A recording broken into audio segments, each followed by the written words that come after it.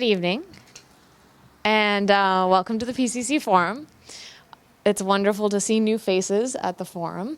Since this is our first session of the semester and of the new school year, I thought I would very briefly say what the PCC Forum is.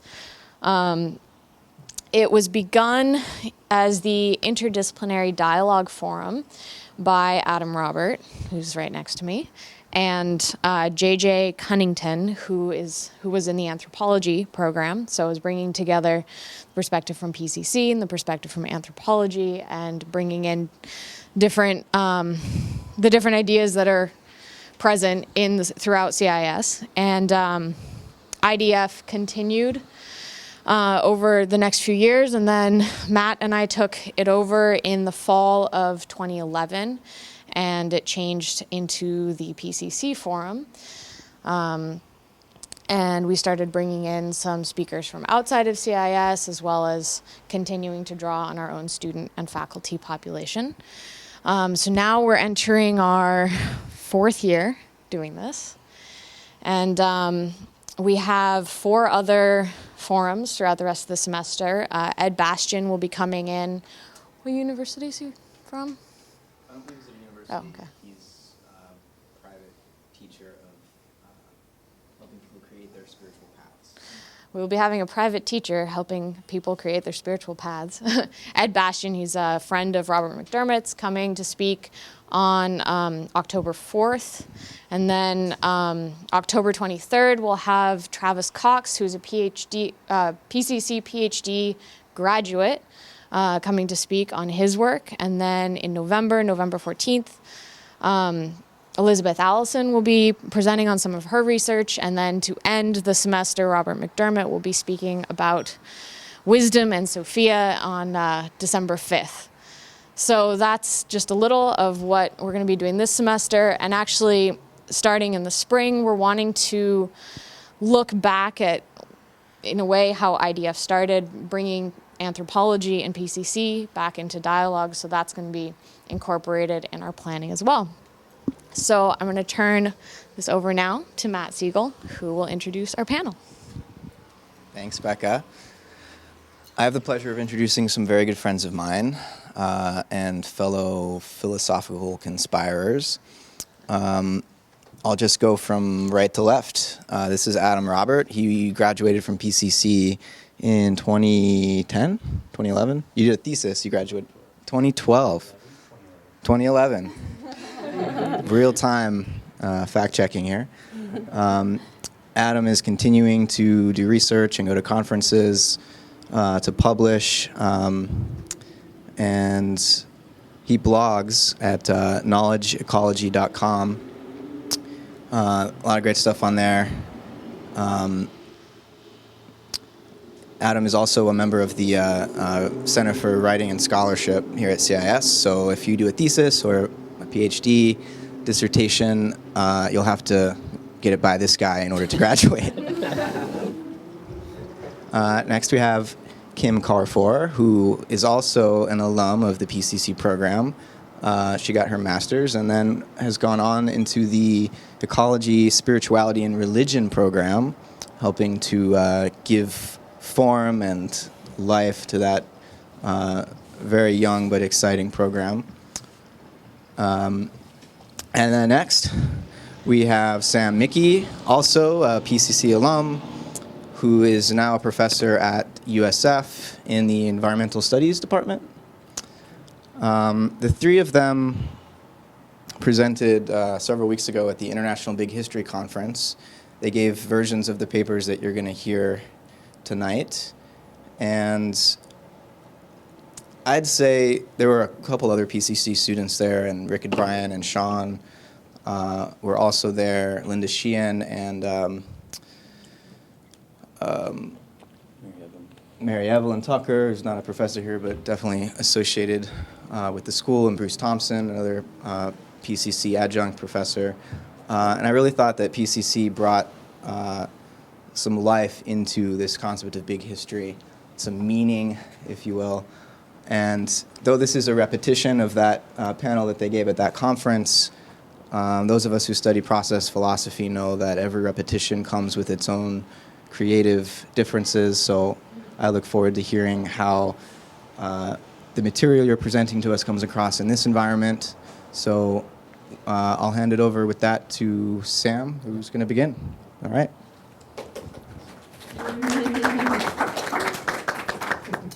Nice. Thanks, Matt. Thanks, Becca. It's really nice to be here. And like Matt said, this is kind of a repetition of something we did just about a month ago. And so the International Big History Association had a conference, and we figured we're going to show up and help mediate between two approaches to thinking of an integrated map of human and natural history. Right? So Big History is trying to do that. They're trying to integrate human history with natural history, so that to understand human history, you have to situate it within the 13.8 billion year journey of the universe.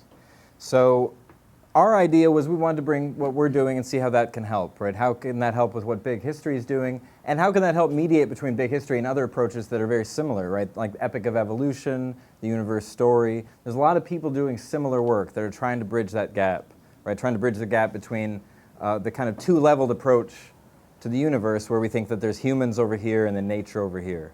Right? We're trying to bridge that to try and bring about some integration there. So the term that we're really working with to do that is cosmopolitics. That's our unique approach.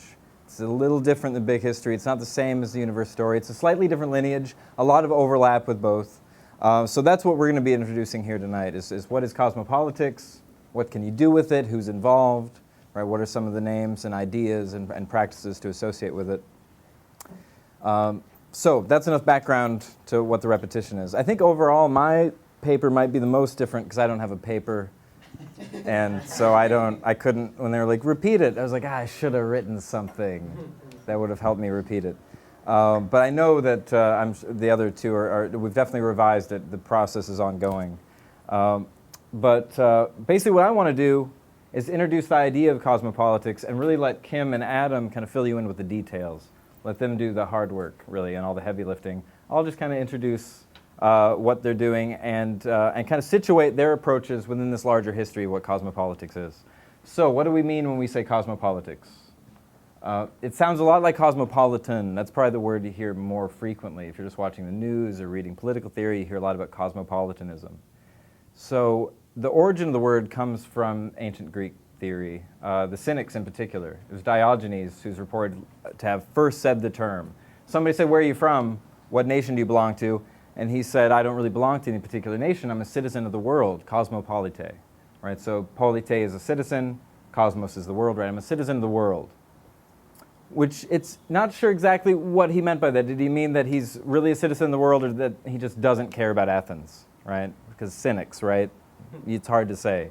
If he was really pledging allegiance to something called cosmos, or just saying that he can't possibly limit his political allegiances to the boundaries of a nation. But in any case, that planted the seed, right? Something happened, an idea emerged, and in the last 2,500 years, that idea has circled the planet. And cosmopolitics, cosmopolitanism, this idea of being cosmopolitical, has taken on a lot of different forms. So immediately after the Cynics take hold of it, the Stoics get a hold of it. And they have a little more elaborate way of theorizing exactly what cosmopolitics is. They have an important concept of the logos, right? When we think of logos, I think the kind of undergraduate definition is it means study of, right? Like biology means study of life. But obviously logos is much more complicated, right? Logos is Christ. So it has some kind of sense of divinity to it, some sense that this might be the ground of being. It also means things like reason or account, or probably most literally it just means speech, words, right? Right, logos. So the Stoics had a sense that there's a kind of two-layered logos. There's a logos endiathetos, also called the logos spermaticos, if you want the more spermy way to say it. And it means the seed of the logos, right? The seed of the logos. Not the explicit or expressed version of the logos, right? There's the implicit and the explicit, or the implicate and the explicate, if you like David Bohm's language a little more. So they had a sense of that, right? That there's a logos that's folded into everything, and then there's the logos prophorikos, right? That proliferates, the logos that shows up everywhere, the explicit meaning of things. And humans speak, and we hear the logos prophorikos. And some people think, well, that means only humans have speech. But the Stoics are saying, no, even when you don't hear speech, logos is folded into things. It's at least there as a seed. So everything in the universe has logos. Everything in the universe then partakes in all the qualities we would normally associate with rationality. So there's no division then between a human who has reason and consciousness and meaning and a universe that is without consciousness or reason or meaning. Right? The logos is everywhere. So it's a kind of pan-logos cosmology. So for the Stoics, there's a cosmos in cosmopolitics. It's not just about humans doing in politics that's beyond the nation. That's generally the meaning you get. Cosmopolitanism doesn't really have a lot to do with the actual cosmos. It's just about thinking of international politics. But for the Stoics, we have a hint that there's actually a cosmos playing a role here. That the cosmos has something to do with the way we speak and the way we express ourselves when we're trying to do politics. And politics in the most originary sense of the word, meaning developing a city, right? A polis is a city. Politeia just means a constitution or the governing rights of any city, right? So it's not like partisan politics or electoral politics. That comes a lot later. So how is the cosmos playing a role in our politics? How is the logos spermatikos playing a role in the speech we use when we try and form a functioning civilization? That kind of just goes away after a while. People stop talking about the cosmos in politics. The Stoics had this nice little idea and it kind of goes away. And the next time you really hear somebody in the philosophical tradition engage cosmopolitanism very deeply, it's Immanuel Kant in like the late 18th century. And for him, the cosmos isn't really a part of it. He really just talks about cosmopolitanism as a way to think of a kind of universal politics, right? A politics beyond the nation, a politics kind of like of human rights, right? Where you recognize that all humans, regardless of your nationality or your ethnicity or your religion or your race, that you're part of one collective. So that's a nice idea, but the cosmos got left out, right? And another part of the problem is he understood it in terms of a law, a jus cosmopoliticum, right? It's a matter of jurisprudence in the sense of a universal law of hospitality. That's Kant's thinking, hospitality. What if every nation was unconditionally hospitable to every other nation? Not because they want to be, but because there's a law that makes you be, right? So this is a kind of legislated cosmopolitanism. So that kind of goes on for a while, and we see a lot of symptoms of that today. There's still a lot of that kind of cosmopolitanism around. We have laws like things against torture, which I've heard some people occasionally adhere to.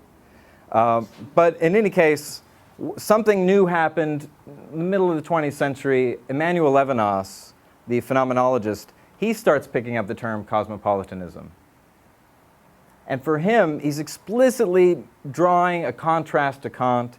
He's saying, I like the idea of universal hospitality, but hospitality shouldn't be a law. Hospitality is a living experience of openness to the mystery, where you're not just welcoming another because there's a law saying you have to welcome others.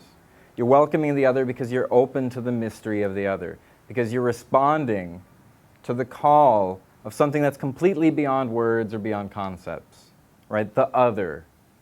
Other being a kind of fancy term for talking about mystery. Alterity, I guess, is the more fancy French term to say, right? Otherness, alterity.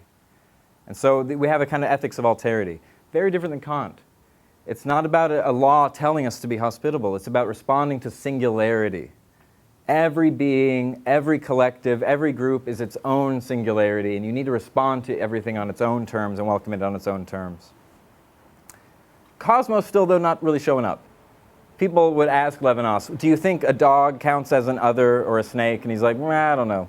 People, though, people are great. And so one of Levinas's successors, Jacques Derrida, he takes this term, cosmopolitanism, and hospitality, and opens them up even further.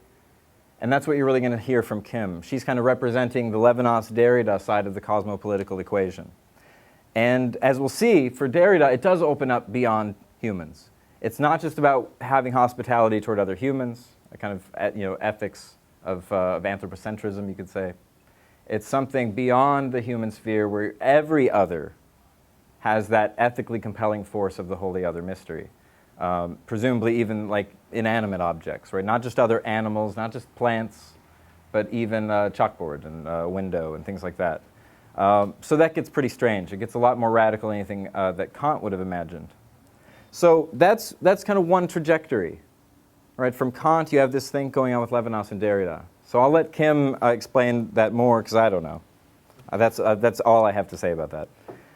There's a slightly different trajectory that is coming more from Alfred North Whitehead, although he's not really engaging any of this explicitly.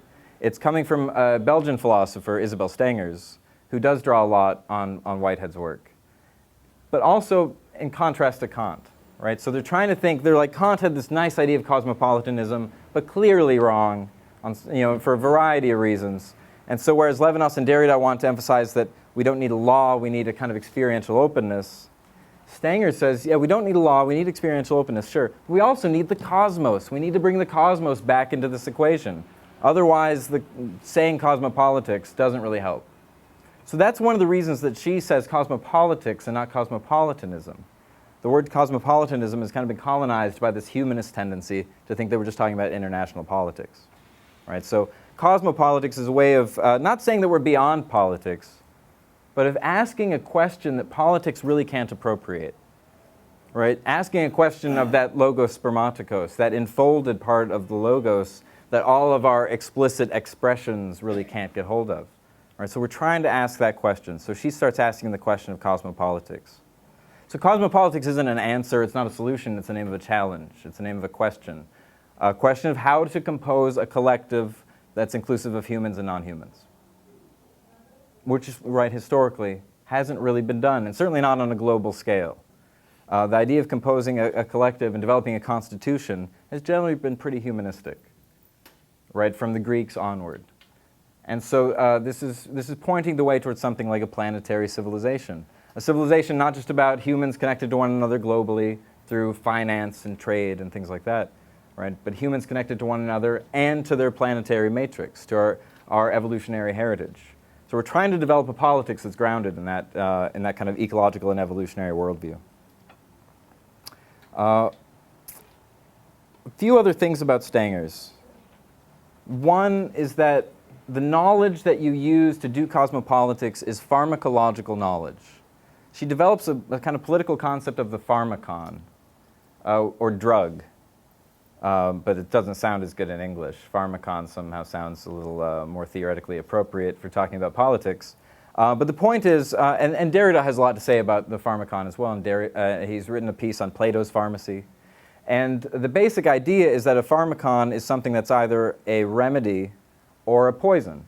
It's ambiguous in the Greek. And so what the knowledge that cosmopolitics has to engage in is a knowledge of ambiguity, a knowledge of situations where you really don't know how the boundaries are going to end up, where something that you thought was going to be good is going to be very bad, or that your measure of good and bad might change to a very different measure. Not only is bad showing up as good, right, but the whole yardstick of good and bad might change. So you have to be flexible and adaptable to ambiguous situations. Generally in politics, the pharmacon gets excluded. Stanger sees this in the exclusion of astrology, magic, witchcraft, charlatanism, right? All that stuff being excluded from science, excluded from legitimate knowledge. Traditional ecological knowledge, right? Indigenous science would be another example of something that's excluded from what counts as true. We exclude the pharmacon just because it has a little too much ambiguity. It floats around a little too much across the boundaries that we'd like to keep stable. And so she's saying, that always happens. There's always something excluded. You can't draw a political system without excluding something. If you're going to have a boundary and say this is a civilization, you draw a boundary, you're drawing exclusions. But we can be mindful of the exclusions we're drawing. We can pay attention to how that works instead of just taking for granted that it's certainly true that these people are crazy and don't belong in the collective and that their knowledge doesn't count. No, you need to be mindful of things that are excluded and maybe bring them back. It might turn out that some of that stuff shouldn't have gotten excluded, and you need to bring it back. One of the things she sticks up for in that regard is witchcraft and neo-paganism more generally. And so she references Starhawk. Starhawk's kind of her go-to person in that respect. And so in this sense, you can think of cosmopolitics in terms of Starhawk's work, where part of what cosmopolitics asks us to do isn't just to build a collective here and now, but to think about how that collective relates to our past. How is the collective we're building now going to address injustices done to indigenous people, or to slaves, or to women, right? We need to deal with those injustices. And as Starhawk says, we need to smell the smoke of the burning witches in our nostrils. So that's, if you're looking for a sensual or perceptual experience of cosmopolitics, smelling that smoke would be probably the closest you could get. So Stanger's work, she has a book called Cosmopolitics. It's 2 volumes in English. And so if you want to know more, I highly recommend getting into it. It's kind of inexhaustible wealth of information. She has a lot of things to say about a lot of different issues, not just witchcraft, but a lot about the philosophy of science, what a neutrino is, or how we understand what a fact is. And overall, what she's trying to do is constitute something like an ecology of practices. There's a lot of different practices, indigenous practices, Western European practices, household practices, economic practices, right? And we can somehow understand them as an ecosystem. What if politics was understood more ecologically, in other words, right? So cosmopolitics, you could also think of it as a political ecology. So one of Stanger's kind of colleagues, I guess you could say, is, or maybe successor, it's hard to say, is Bruno Latour. And Latour uses a lot of Stanger's work, and Latour has a book, Politics of Nature, where in it, in a couple footnotes, he's like, I'm just ripping off Stanger's. This is all just Stanger's. And he's doing political ecology, and by political ecology, he basically means cosmopolitics. So he's a nice person to think about in this regard. One of the terms Latour uses is freeze framing. Right? Cosmopolitics avoids freeze framing. We freeze frame when we divide up the world into these frozen frames of nature versus culture, or cosmos versus politics, or society versus science, or value versus fact, or sexuality versus gender, right? All the binaries that we normally use that kind of dominate our thinking in the early 21st century, right? All that's kind of up for grabs here. We need to think a way around all of that. Stop freeze framing and start paying attention to things as they actually show up. Right? Follow the actors in the world, human and non-human actors. Follow the different modes of existence of the human and non-human entities that exist on the planet and in our evolutionary legacy. Latour also has some nice things to say about religion in this regard. He's not as into witchcraft as Stanger's, but he is trying to address the role of religion in the story, which sometimes people have these very comprehensive maps of the evolutionary journey and they leave out religion. So it's significant that Latour, a French philosopher, they're generally pretty atheistic, if you remember the French Revolution, remind anybody of that. They're not very friendly to religion. So it means a lot, right, that somebody like Latour is able to speak to kind of postmodern, secular, atheistic types, while also bringing in his own Catholicism into the equation. So I won't say much more about that. We can talk about Latour's religion more when we have, I'm going to leave more time for questions. Don't want to preempt any of that. One other person that I want to mention is Donna Haraway. Also, like Latour, like Stanger's, she's very much a Whiteheadian. But probably more so than them, she's also integrating the Levinas-Derrida lineage of cosmopolitics. So she's really, to my mind, doing kind of a summary of what all of us are contributing here. She's engaging in all these strands. So Haraway works with this with her work with companion species. And she has a nice definition of cosmopolitics as learning to play with strangers. I think that sums it up pretty well. That's a nice definition. And also wants to engage witchcraft, paganism, traditional ecological knowledge to remind ourselves of our past, right? She talks about the SF author Ursula Le Guin, right, if you guys are into sci-fi stuff. Ursula Le Guin's a good example of a kind of cosmopolitical novelist. And Le Guin asks us to turn our heads around backwards, learn how to talk backwards, which means looking in our past and understanding how we need to learn how to make decisions in a way where the people affected by those decisions are participating in the process. Right? Don't outsource responsibility to other groups. Make sure that the people affected by the decisions get to participate in those decisions. And that means thinking about how our decision making doesn't just affect our present, but how it affects our past. Right? The entangled temporalities of our past, presents, and futures. They're all at stake in cosmopolitics. Haraway also brings out something that Stanger's never says explicitly, which is that cosmopolitics rings true with a kind of spirit of feminist, communitarian anarchism. And Stanger's will never spell that out. I don't know why. Maybe she's a little more polite. Doing politics, you have to be very polite. And she doesn't necessarily want to say anarchism, maybe because it sounds too punk rock, I don't know. So that's kind of a quick overview. I don't want to say a whole lot more, just to get a sense of what's at stake here, the idea that we're trying to constitute something like a planetary civilization, something beyond the bounds of the nation state, which doesn't mean the nation state's going away, but that it's definitely being situated in a larger context. and that it's not just beyond the bounds of the nation state in a humanistic sense, right, but in a sense that's including humans and non-humans and the whole Earth community situated in our entire evolutionary legacy, where there's no separation between the world of fact and the world of value. There's no two-level constitution between humans and nature, or the world of meaning and the world of matter, right? It's all intimately intertwined. It's all matters of concern, right? There's things, and everything has meaning and value coursing through it. If you had like a Geiger counter, right, for value, it would register everywhere in the universe, right? So we're trying to find out what those values are, trying to participate in those ecologies, and trying to constitute a collective which presumably would be sustainable and peaceful and just. So hence our subtitle, Meaning and Justice for All, which is also a little pledge of allegiancy. But it's about learning how to think of all the actors in our world in a way where we understand that meaning and value and problems of politics and justice aren't isolated in the human being, but are distributed throughout our whole evolutionary legacy.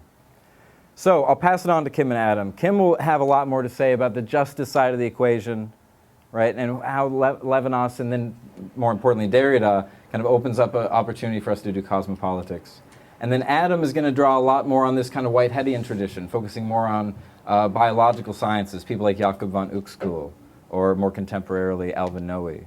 Right? So you're going to hear both of these traditions, and both of them are saying Kant was wrong. We need to bring the cosmos back in. We need to bring experience back in and try and radicalize this so it'll help us move forward as a civilization. All right, so that's enough of me. I'll pass it on to Kim. Thank you. Well, first of all, thanks for being here. Secondly, I'm reading a paper, so I want to say bear with me, but it's because I want to make a very precise point, and so I'm going to just with the time I want to stick with my paper. So I'm going to talk about the ethical dimension of cosmopolitics, and something that Sam brought up was Haraway, and a phrase that always sticks with me from her is staying with the troubles, and that for me really portrays the ethical dimension of cosmopolitics and living in a cosmopolitical world. And towards a justice to come, which is a Derridian phrase. And with that, my paper is titled Post-Secular Justice and the Ghosts of Cosmopolitics. I'm sure many of us are familiar with the Cosmos series hosted by Neil deGrasse Tyson. It is a revamped version of the Carl Sagan series of the same name, which first aired over 3 decades ago. It is an accessible introduction to the current state of scientific knowledge about the nature of the universe. My presentation this evening is inspired in part by the title of the 4th episode of Tyson's Cosmos, which is titled A Sky Full of Ghosts. That episode focuses on the nature of light and its relevance to the study of electromagnetic waves, gravity, relativity theory, and black holes. The title alludes to the fact that, as Tyson puts it, we cannot look out into space without seeing back in time, which means that some of the objects we view have ceased to exist by the time we see them, such that what we see is a ghostly apparition of the thing itself. In other words, based upon the time it takes for light from stars to hit us on Earth, we may be looking at ghosts in the sky, stars that have already died. Tyson credits William Herschel with discovering this magic trick that light does with time, again using Tyson's words. Even if the cosmic bodies we observe have not died, their presence is nonetheless ghostly. What is present to us is still a trace of the past. Traveling approximately 186,000 miles per second, light takes about 1 second to reach Earth from the moon, it takes about 8 minutes to reach Earth from the sun, and it takes about 2.5 million years to reach Earth from the Andromeda galaxy. We never see the moon or sun or Andromeda without a time lag. Those cosmic bodies are always already in the past. What presents itself to our eyes in the present are apparitions of their immemorial pasts. Learning about any such cosmic object means more than learning about what it presents to our eyes and instruments. It means learning about its past, including aspects of the past that may never have been present and may never be present.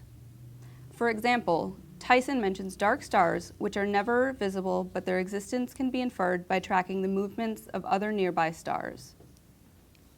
There's an important lesson here. Reality is not what is present, reality is other, exceeding the limits of what appears to humans. The ghost metaphor is a storytelling device for Tyson, one that he does not explore in any further detail.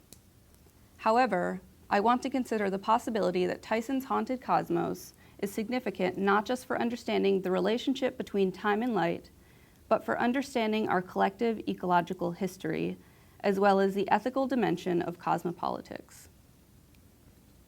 If Tyson sees a sky full of ghosts, I say everything is full of ghosts, and the whole 13.8 billion year history spanning human and natural evolution is full of ghosts.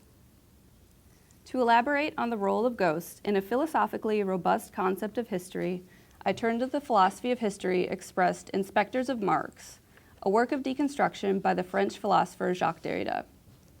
This book on social and political philosophy considers that the ghost of Marx is still haunting civilization. It is our responsibility as heirs of Marx to sift through his legacy, welcoming one apparition and not the other. Deconstruction is a helpful tool to sift through these ghosts and learning to welcome some ghosts while disregarding others.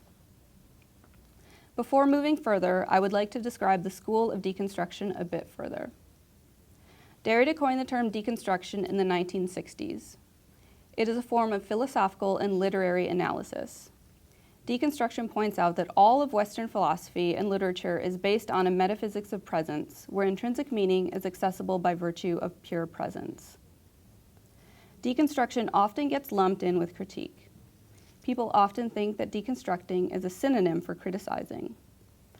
Contrary to what you may have been told, deconstruction is not critique. The work of deconstruction is not to destroy or to destruct, but rather it is always a double movement of simultaneous affirmation and undoing. Some better definitions of deconstruction are that it is 1, creative, 2, it is justice, 3, it is hospitality, and 4, it is the welcoming of a new event for a better future. It opens up current structures to create new passageways, making them more usable. Derrida affirms, quote, deconstruction is inventive or it is nothing at all. It does not settle for methodological procedures. It opens up passageways. It marches ahead. It marks a trail. It produces rules and other conventions. Now that we have a sense of what deconstruction is, what might a deconstructive approach to history look like? In other words, what can deconstruction contribute to building a more just cosmopolitical future for all? If deconstructionists do not critique history, how would a deconstructionist do history? Well, for one, it would bring us back to our ghost metaphor. Doing history would be about exercising ghosts. It would not be a record of objective facts or an account of a long succession of present moments, and it definitely would not be a history of men writing about men. Instead, it would be a history of apparitions, traces of the past that have never been present, as considered in the sky full of ghosts metaphor. A past that's never been present is a weird and complex idea that basically means our knowledge of what is always haunted by something else, by ghosts, phantasms, apparitions that convey some withdrawn reality. What is always also what is not. As we only see the sun from 8 minutes ago when the light finally reaches our eyes, we only know history after the fact, after an event has occurred, which suggests that every historical inquiry is haunted by pasts that were never present. When we say what is present to us now, we are spooked by the knowledge that the historical event itself surely harbors many details that never have and perhaps never will come to light. For Derrida, not only is there a past that's never been present, it is a past that never will be present. This reflects the ontological dimension of spatio-temporal horizons when they're opened up beyond the metaphysics of presence. As we look to the sun, the moon, or other cosmic bodies, what hidden realities are we missing behind the light that shows up to our eyes? Can we consider history as a story of spooky light? What would this look like? It would be a light that is never simply light, but is always full of darkness. Dark stars, but also dark energy and dark matter. The history began 13.8 billion years ago when the universe heated and cooled, expanded and contracted to where we are now. I propose that our cosmopolitical and ecological history is a history full of ghosts which are neither simply light nor dark, present nor absent, visible nor invisible. Ghostly apparitions are weird and uncanny. I'm not going to ask whether any of you have seen, heard, experienced, or intuited a ghost before. After all, I'm trying to use ghost as a technical term for doing history, not as an invocation of anything supernatural. Nonetheless, I would like to ask you to imagine the classic example of a door slamming when no one is there. Why is it weird? Because no one's there? Because someone could be there and remain invisible to you? Because if nobody is there, then the slamming door remains an unsolved mystery? And why might you feel that you are not alone? In any case, when that door slams and you don't detect anybody or any strong draft, that weird feeling makes you pay attention, even if momentarily. These feelings are related to the ethical force that a ghost carries and why it is important to consider history as a history of ghosts. One cannot neatly categorize having experienced a ghost. It is both real and unreal, actual and possible, living and non-living, being and non-being. While it does not fit into the categories of either or, it is certainly compelling. This pull is a pull towards something, an unease, for something is not right. This experience of unease compels one to set things right. This is the fourth of ethics and of justice. I return now to Derrida, who begins his Spectres of Marx by quoting Shakespeare's Hamlet. In Hamlet's conversation with the ghost of his father, he decries, "The time is out of joint. O cursed spite that ever was I born to set it right." This compelling force to set things right is ethics.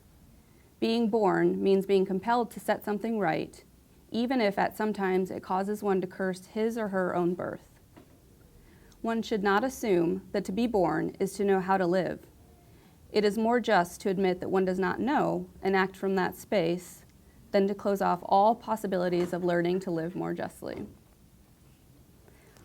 Learning to live, according to Derrida, is to learn to live with ghosts.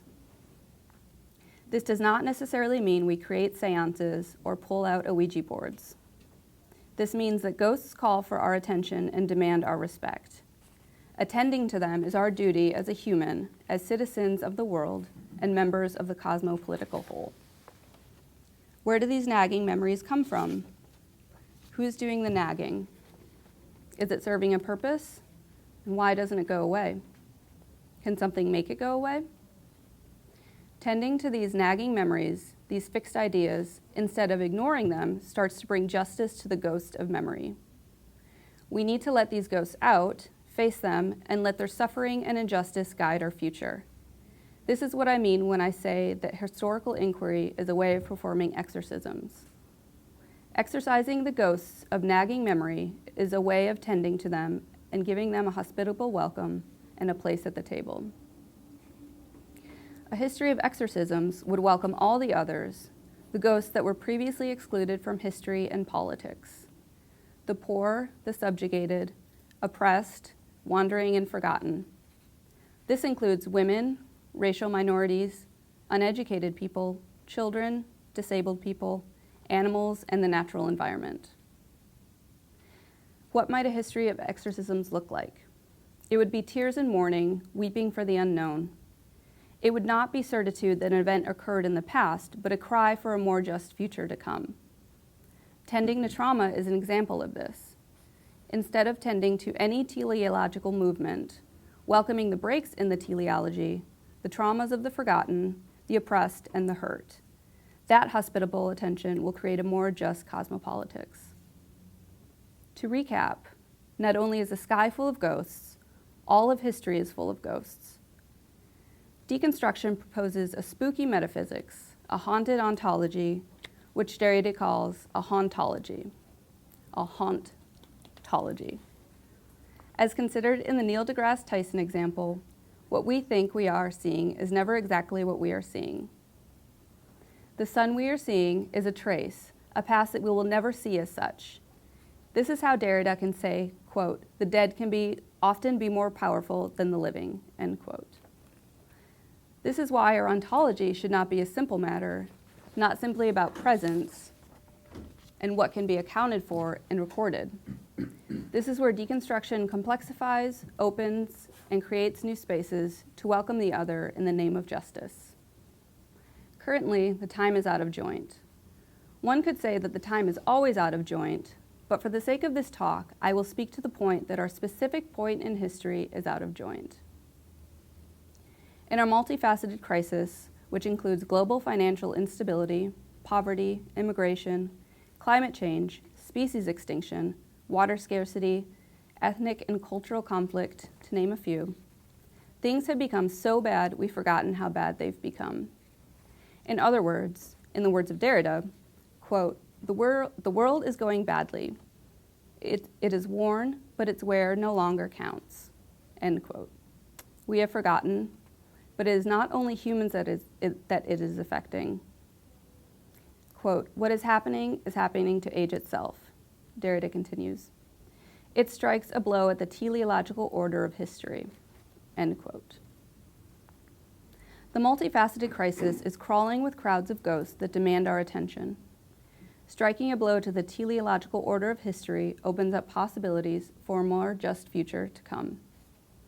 It doesn't mean that we stop looking for teleological order, but that we open up to other kinds of order, those that account for disorder. Furthermore, these crises are striking a much-needed blow to the dualistic separation of humans from the rest of the natural world. By putting dualisms in question, deconstruction helps us to account for the entangled histories of humans and non-humans.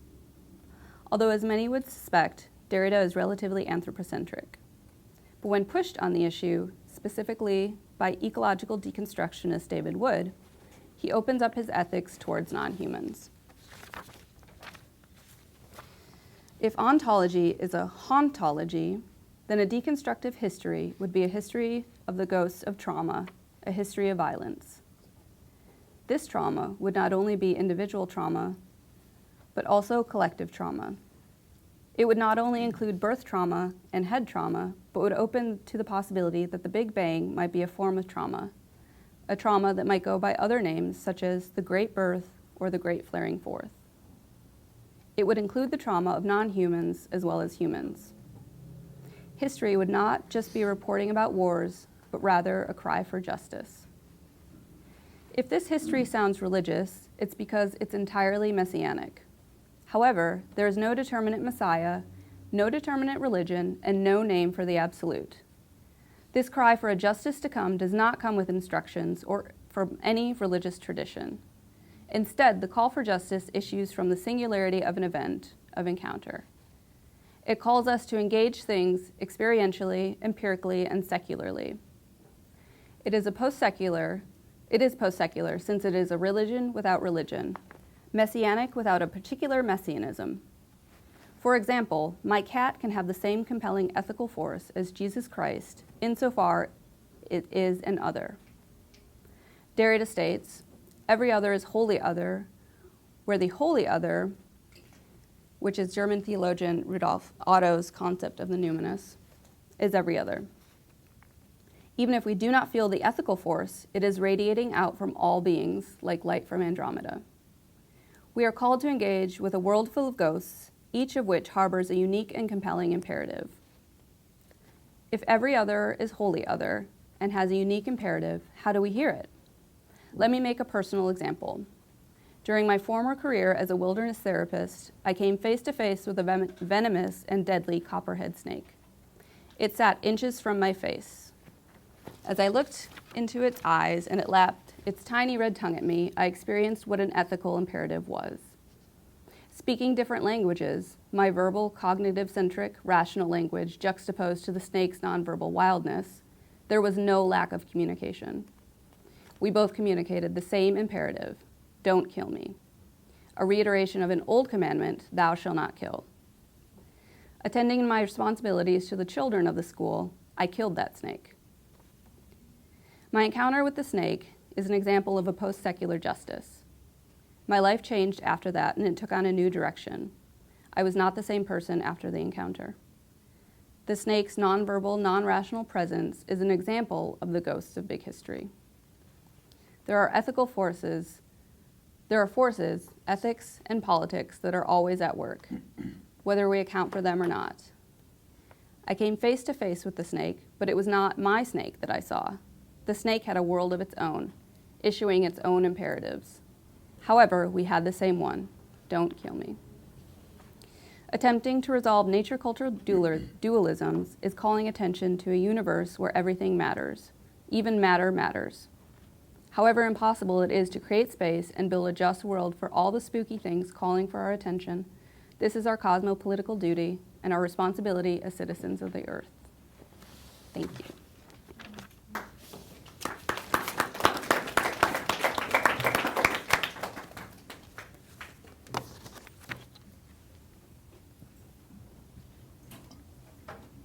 While Adam's plugging in, Spectres and Marx is a really good book by Derrida. I just want to read a couple Marx quotes that I think reflect the Derridian interpretation of it. One, history is written with blood and fire. That's just a memorable quote. All right, history full of ghosts, blood and fire. And the consciousness of the past weighs like a nightmare on the brain of the living. So, sorry, those weren't friendly quotes. Those are kind of negative. But I'm pretty confident that Adam will cheer us up. At the bar later. No, I'm just kidding. Okay, so I got about 20, 25 minutes. And then afterwards, we'll open it up to some discussion and questions.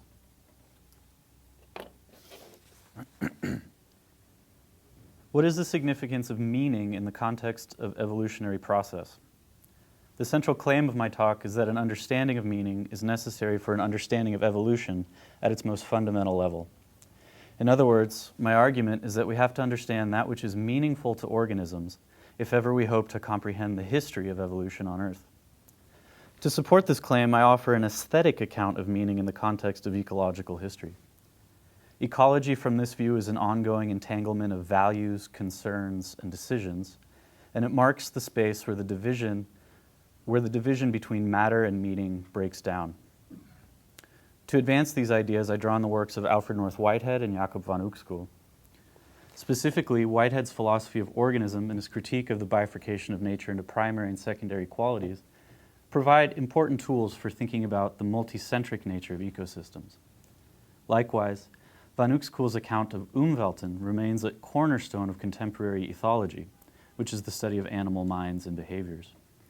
By considering Whitehead and van Uxküll together, I suggest that an ecological approach to philosophy complicates traditional distinctions between appearance and reality, between ontology and epistemology, and between the empirical and the transcendental, by placing each in the context of evolutionary process. The talk proceeds in 3 sections. In the first section, I explore the relationship between understanding and perception. A key element of van Uxküll's ethology is that organisms do not merely receive sense data and respond automatically to stimuli, but that they instead construct and interpret their respective territories of experience. Considering the entanglement of organized understanding and bodily perception is thus essential to comprehending van Uxküll's work. With this background in place, I then move to describe the implications of van Uxküll's theory of meaning in biology. Finally, Section 3 places van Uxküll's theory of meaning in dialogue with Whitehead's philosophy.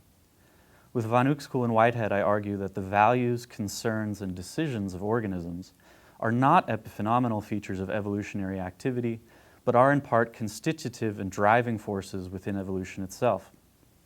The paper concludes by suggesting that ecology can serve as a new ground for philosophy. So this is Section 1, Understanding and Perception. Van Uxküll takes a broadly Kantian approach to his ethology. One implication of this approach is the way it complicates the distinction between conceptual understanding, which is often construed as a higher order cognitive or linguistic ability, and perceptual receptivity, which is often construed as a lower order somatic or bodily ability.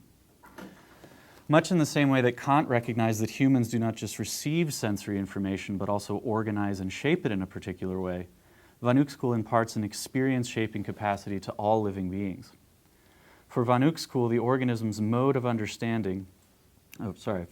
the constructed world that appears to the organism is related to the organism's mode of understanding. which in turn is related to the organism's bodily capacities. It is an organizing matrix that constellates experience in a species-specific way. This approach to embodied conceptuality brings us very close to philosopher of mind Alvin Noe's actionist account of cognition. Noe's philosophy is important for understanding von Uexküll in two ways. First, Noe's approach to conceptual understanding is neither limited to nor dependent upon linguistic ability. Instead, Noe advances an approach that instantiates conceptual understanding at the level of bodily experience. And this helps make sensible von Uexküll's claim that all organisms understand their experiential territories. Second, Noe's account of understanding and perception links up with von Uexküll's approach to ethology, which also takes an expanded Kantian form. Through Noe and von Uexküll, we are able to see that the capacity for conceptual understanding, however limited such an understanding may be, is rooted in life itself. And this in turn allows for a fuller account of ecology that posits the categories of meaning, value, and significance as basic to ecological and evolutionary process.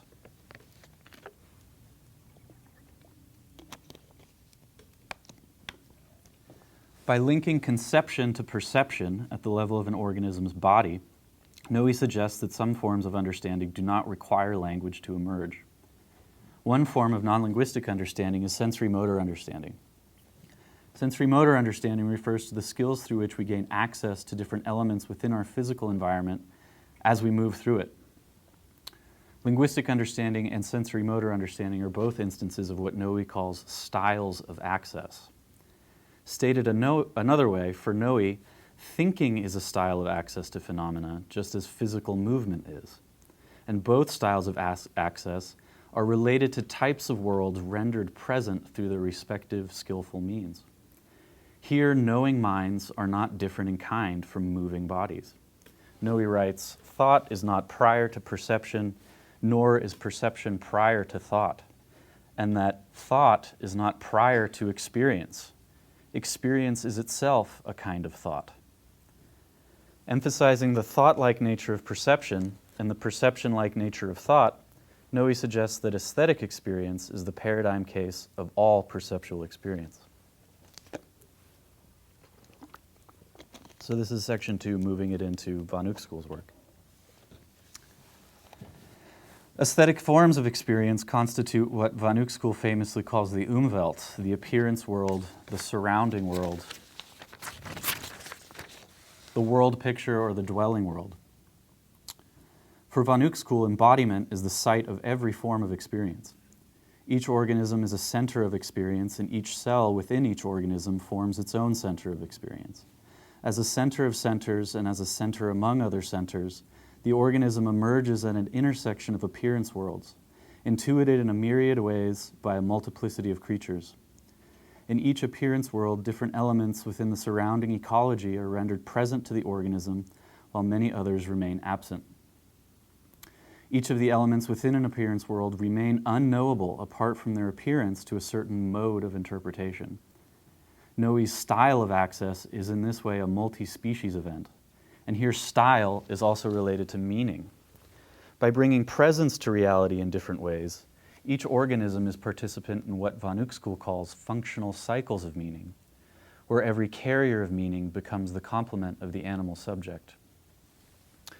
These cycles of meaning are central to the valuations and decisions of organisms, and through their encounters with such cycles, organisms evidence that conceptual understanding, marked by basic capacity to identify friends, enemies, prey, mates, food, or shelter, for example, is instantiated at a very basic level of biology. Indeed, according to Noe and von Uexküll, the cognitive and the living are identical categories. The organism is, from this view, the factor that generates space and time into a particular arrangement, and it is that which appears as a certain kind of meaning carrier within the appearance world of another organism. The takeaway here is that there's a symbiosis playing out at the subject-meaning level, and this relation has important consequences for how we think about evolutionary process. To review, in Noe's actionist and in von Uexküll's ethological approach, space, time, motion, and meaning are the variable forms of organismic intuition, an insight that calls forth the aesthetic nature of the ecological arena. Here we can see that Kant's limitation was to focus too narrowly on the human being at the expense of all other species. Deepening Kant via knowing Vanuc school, then, we can see that aesthetic formulations of meaning, value, and significance are causal and necessary factors in evolutionary process, and that any attempt to evacuate the enacted ecology of meaning that surrounds every organism undercuts the very mode by which evolution has transpired since the emergence of life on Earth. In other words, ecology is necessarily about transactions of meaning, translations of value, and transformations of significance, and it is in principle irreducible to mechanical descriptions alone. By placing the qualitative sphere of meaning, value, and decision as simultaneous with, or even as the other side of, the quantitative sphere of number, extension, and motion, Vanuc school effectively overcomes what Whitehead calls the bifurcation of nature into primary and secondary qualities. We turn now to an explication of this aspect of Whitehead's philosophy. So this is Whitehead's ecology and aesthetics. Whitehead's process philosophy has two primary aims. It aims first at overcoming the bifurcation of nature into the categories of phenomenal content and objective existence, and it does so without appeals to either certain forms of idealism, as for example Kant's argument that primary and secondary qualities are both anchored by the structures of the transcendental ego, or certain forms of materialism, as for example in the approach taken by eliminativism, which views the contents of experience as epiphenomenal to the overall arc or structure of the real. Second, and perhaps more importantly, Whitehead's philosophy aims at not just overcoming this bifurcation, but also at generating an alternative schema within the context of evolutionary process.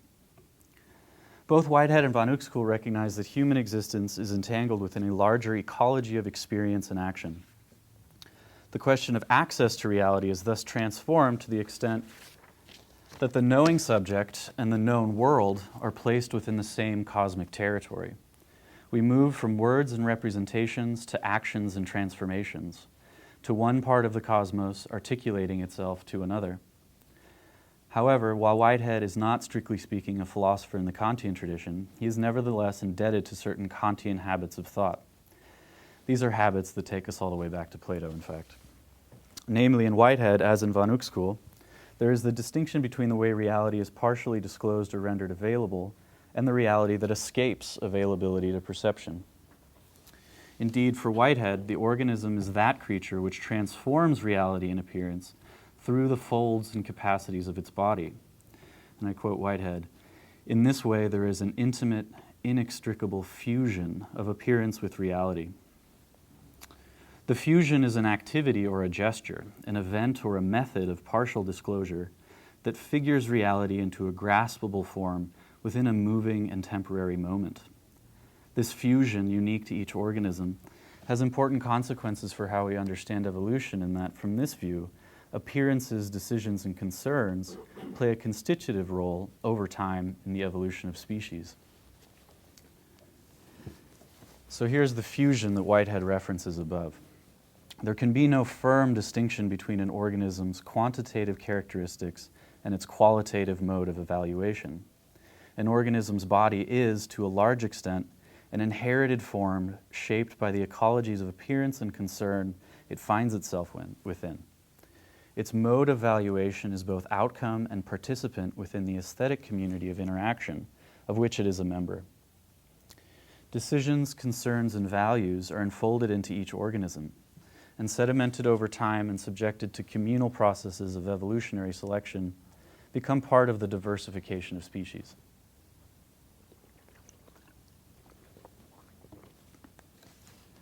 Whitehead's cosmology acknowledges thus that the conditions of possibility of human experience have their own conditions of existence set by the ecological conditions of reality. In Whitehead's approach, the ground, to use a traditional philosophical term, is not a primordial layer that sits as a backdrop upon which events occur.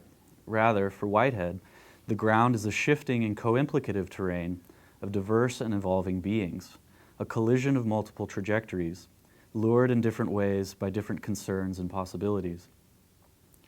In Whitehead's view, space and time are not containers, but are instead emergent features spun off from the adventures of entities themselves.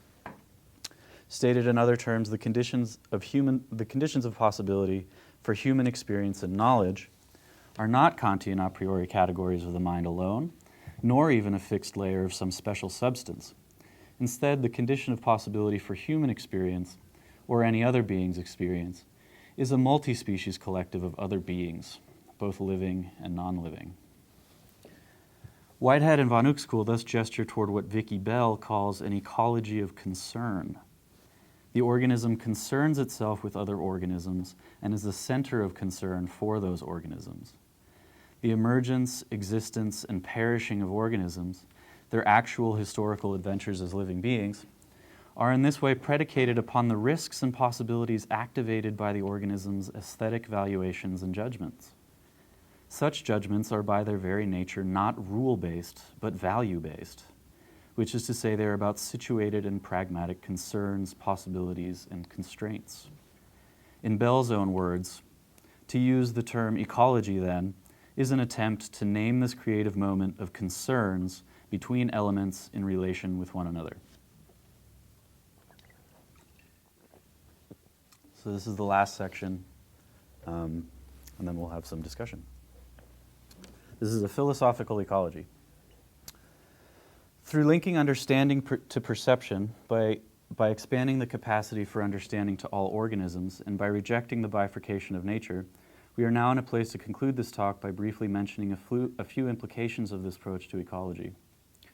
To do so, I consider a few traditional philosophical categories, including the distinction between appearance and reality, between ontology and epistemology, and between the empirical and the transcendental, in a new light informed by the ecological perspective. First, appearance and reality. Noe, von Uexküll, and Whitehead all deal in this distinction, albeit in slightly different ways. Noe deals in the phenomenological distinction between presence and absence. That which can be made present for Noe is related to the style or mode of access by which something can be made to appear. Similarly, von Uexküll follows the traditional Kantian distinction between appearing phenomena and inaccessible noumena, the latter of which serve as the cause for every appearance. We saw that Whitehead also plays in the language of appearance and reality, but also that he places this distinction in the context of evolutionary process. Each account thus opens out in its own way into an ecological zone that allows us to see that the distinction between what is present and what is absent cannot be fixed. Ecological philosophy means that when we include evolutionary process, there is an ongoing breakdown between presence and absence, or between appearance and reality. Second, ontology and epistemology. If we accept Noe's and von Uexküll's ecological argument that embodiment and understanding are intimately linked, then we also encounter another breakdown or complication between ontology, the study of what is, and epistemology, the study of how we come to know what is. For if knowing and bodies are to a significant degree the same thing, then we are obliged to say that what a being can know is also the same thing as what a being can be. However, this does not amount to a full collapse of ontology into epistemology, as in the Kantian gesture we saw Whitehead reject earlier, nor does it result in a collapse of epistemology into ontology, as we see in what is sometimes called the new materialism. Instead, it means that ontology and epistemology are linked within the concept of ethology. In other words, in order for a being to know otherwise, it must also become otherwise. Third, the empirical and the transcendental. Von Uexküll's ethology and Whitehead's philosophy of organism give the lie to Kant's transcendental schema. For Kant, the transcendental refers to those structures of the human being that are a priori, or that are independent of experience, and that work to organize the inflow of all empirical events. The transcendental in Kant's formulation is a universal structure within which particular empirical occasions are shaped and unfold as contents of lived experience. However, from the ecological view, it is the transcendental structures themselves, or more precisely what Kant called the transcendental ego, that must be given a genetic account in terms of a more primary and ecological cosmogenesis. If ecology is to become a new ground for philosophy, the transcendental and the empirical need to be rethought as relational and evolving categories. What is transcendental structure for one organism is empirical datum for another, and what is given as a structure that affords certain appearances is neither fixed nor universal. It is rather developed, multi-species, and plastic. In other words, if lived experience is grounded in a certain kind of cognitive structure that allows empirical content to emerge in a certain way, then it is also the case that the structure of the transcendental is itself grounded in an external ecology of actuality and circumstance. Thus, if we can speak of an upwelling of a stream of consciousness within the empty, form-giving space of the mind, then we can also speak of an inwelling stream of external activity that over historical and evolutionary time periods gives shape to the organizing structure itself. Along the lines of grounding the empirical and the transcendental within a larger ecology of being, Peter Sloterdijk writes of, quote, the one earth, which serves as the bearer of world formations, and that the earth is now the transcendental star that comes into play as the locational condition for all self-reflections, a star that carries flora, fauna, and cultures, and that is the exemplary hybrid in which the empirical is unified with the transcendental. Thus, in the ecological view, it is the transcendental which is attached to and dependent on the terrestrial. In this geocentric account, in many ways, an inversion of Kant's so-called Copernican revolution, it is the geological conditions of the Earth that closely entangle, ground, and enable the activity called philosophy. To conclude, then, a philosophical ecology complicates relations between appearance and reality, between ontology and epistemology, and between the empirical and the transcendental. Stated in general terms, philosophical ecology sees an ongoing breakdown between structure and content and between matter and meaning. Appearance and reality are not fixed domains, but are ecologically entangled and reversing territories. Knowing and being are not two separate activities, but are deeply linked capacities, driven by the concerns, values, and decisions of organisms. Space and time are not fixed containers within which events unfold, but are rather emergent features abstracted from the adventures of entities themselves.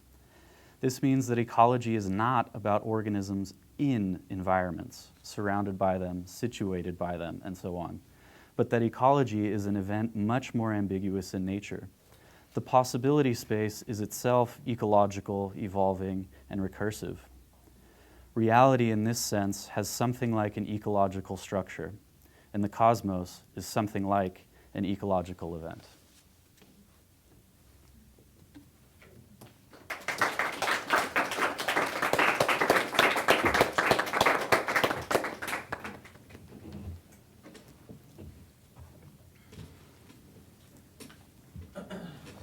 So let's talk about it. Using this. The benefit of all the knowing simulation. Millions. But yeah, you're right. That's a little low, yeah. Chad, I have a question. Since we only have microphones, should we pass them? Yeah, it's balance of microphone, so if he has one, you're still back, actually. So yes, actually, if you pass yours to him, or vice versa. Yeah, perfect. And then, This is a mic here in the middle. Oh, this is okay. So then I'm good. This one works too. yeah, that one's for the audience. I'll just try to be loud. Here, why Talk don't you here. take this one? Here, you take this one. I'll just try. You'll just be loud. Yeah. I'm quiet.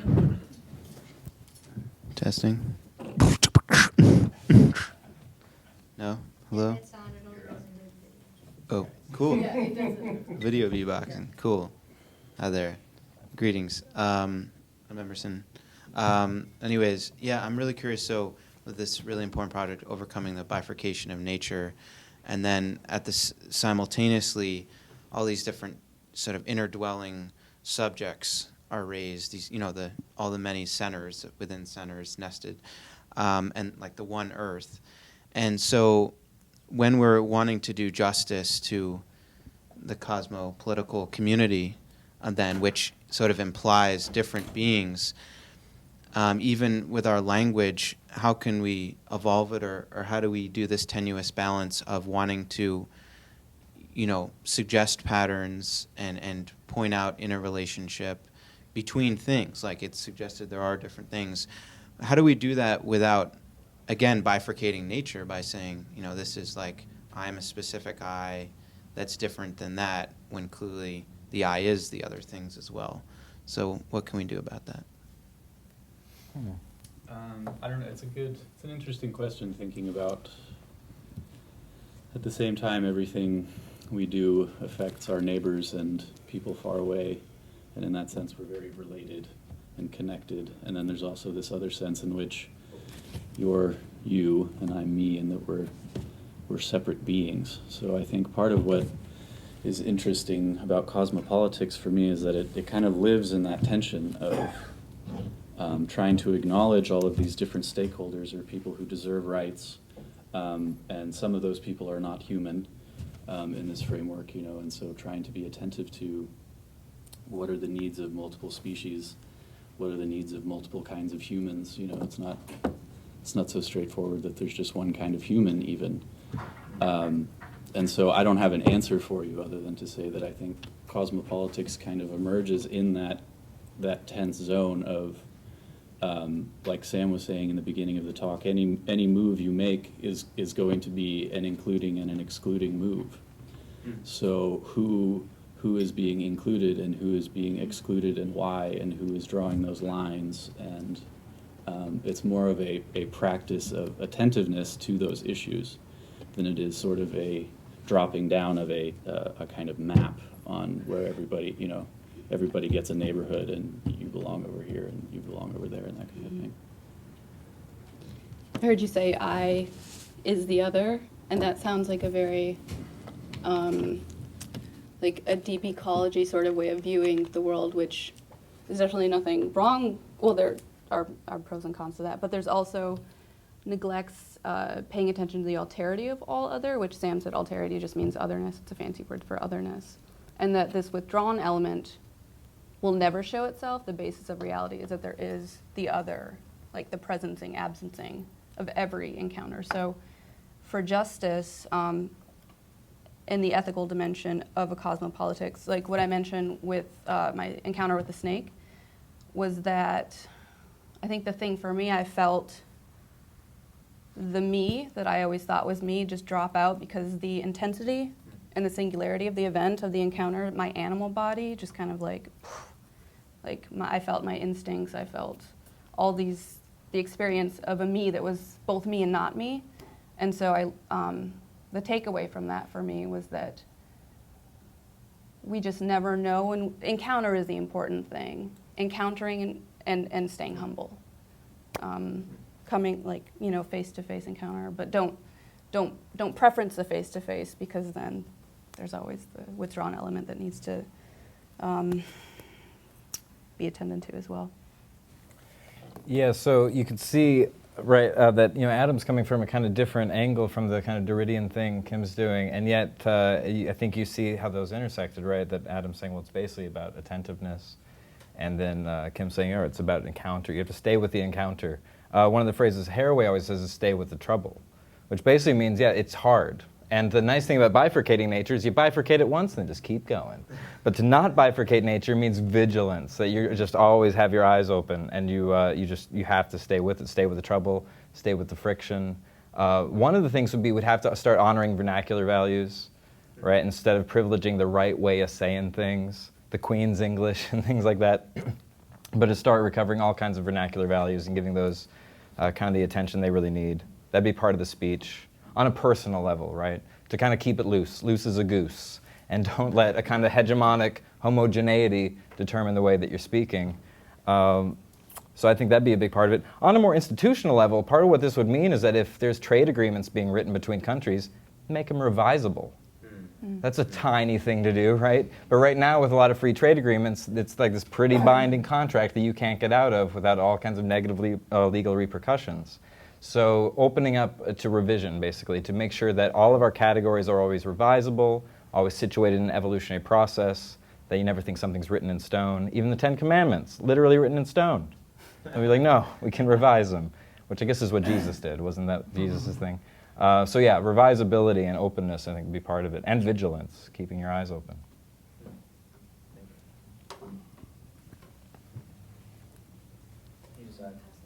I guess. Ooh, vigilant is the larger. So, Kim, actually, my question's for you. You mentioned Derrida's hauntology. Was that what it is? So was that what you were speaking at before, this idea that what we're seeing is actually the ghosts of the past? Or is that, I guess I'm trying to get straight how that interweaves with cosmopolitics a bit better. I think I bring up hauntology because, can you repeat your question? Yeah, when you mentioned Derrida's hauntology before, it was in context of, the DeGrasse and the show Cosmos. And so I was trying to figure out how to kind of relate hauntology, I guess what it actually is in relationship to cosmopolitics itself. That when I mentioned the sky full of ghosts metaphor, humans have created a civilization based upon this reality that presents itself. But the more that we learn about science and psychology and all these different disciplines, we're seeing that the present is always a past that's never been present. So when we see the sun, it's actually the sun of the past, because by the time the light reaches your eyes, it's not the actual sun that we see and experience. But yet we base our politics and we build a civilization based upon the idea that that is real. So I use that metaphor because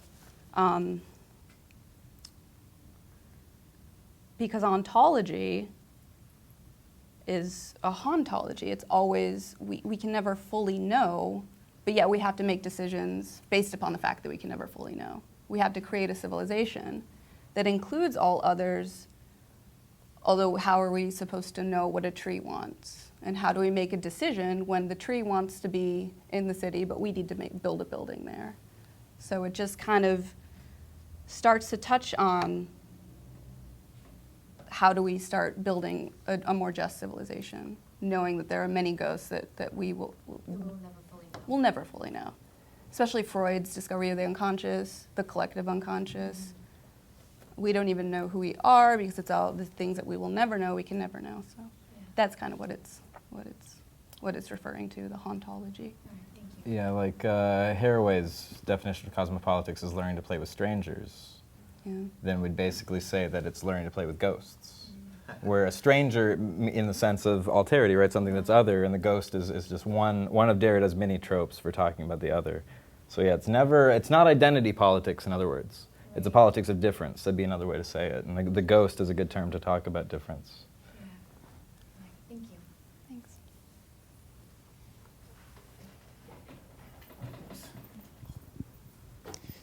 So I just wanted to, this is a question for Sam, I guess. Just wanted to clear up what seemed to me a contradiction in the idea of cosmopolitics you were talking about. So you said, I'm wondering, why do we need a global morality system? Why do we need one big collective? If it's an ecology of politics, ecology is always regional. There's never one big ecology.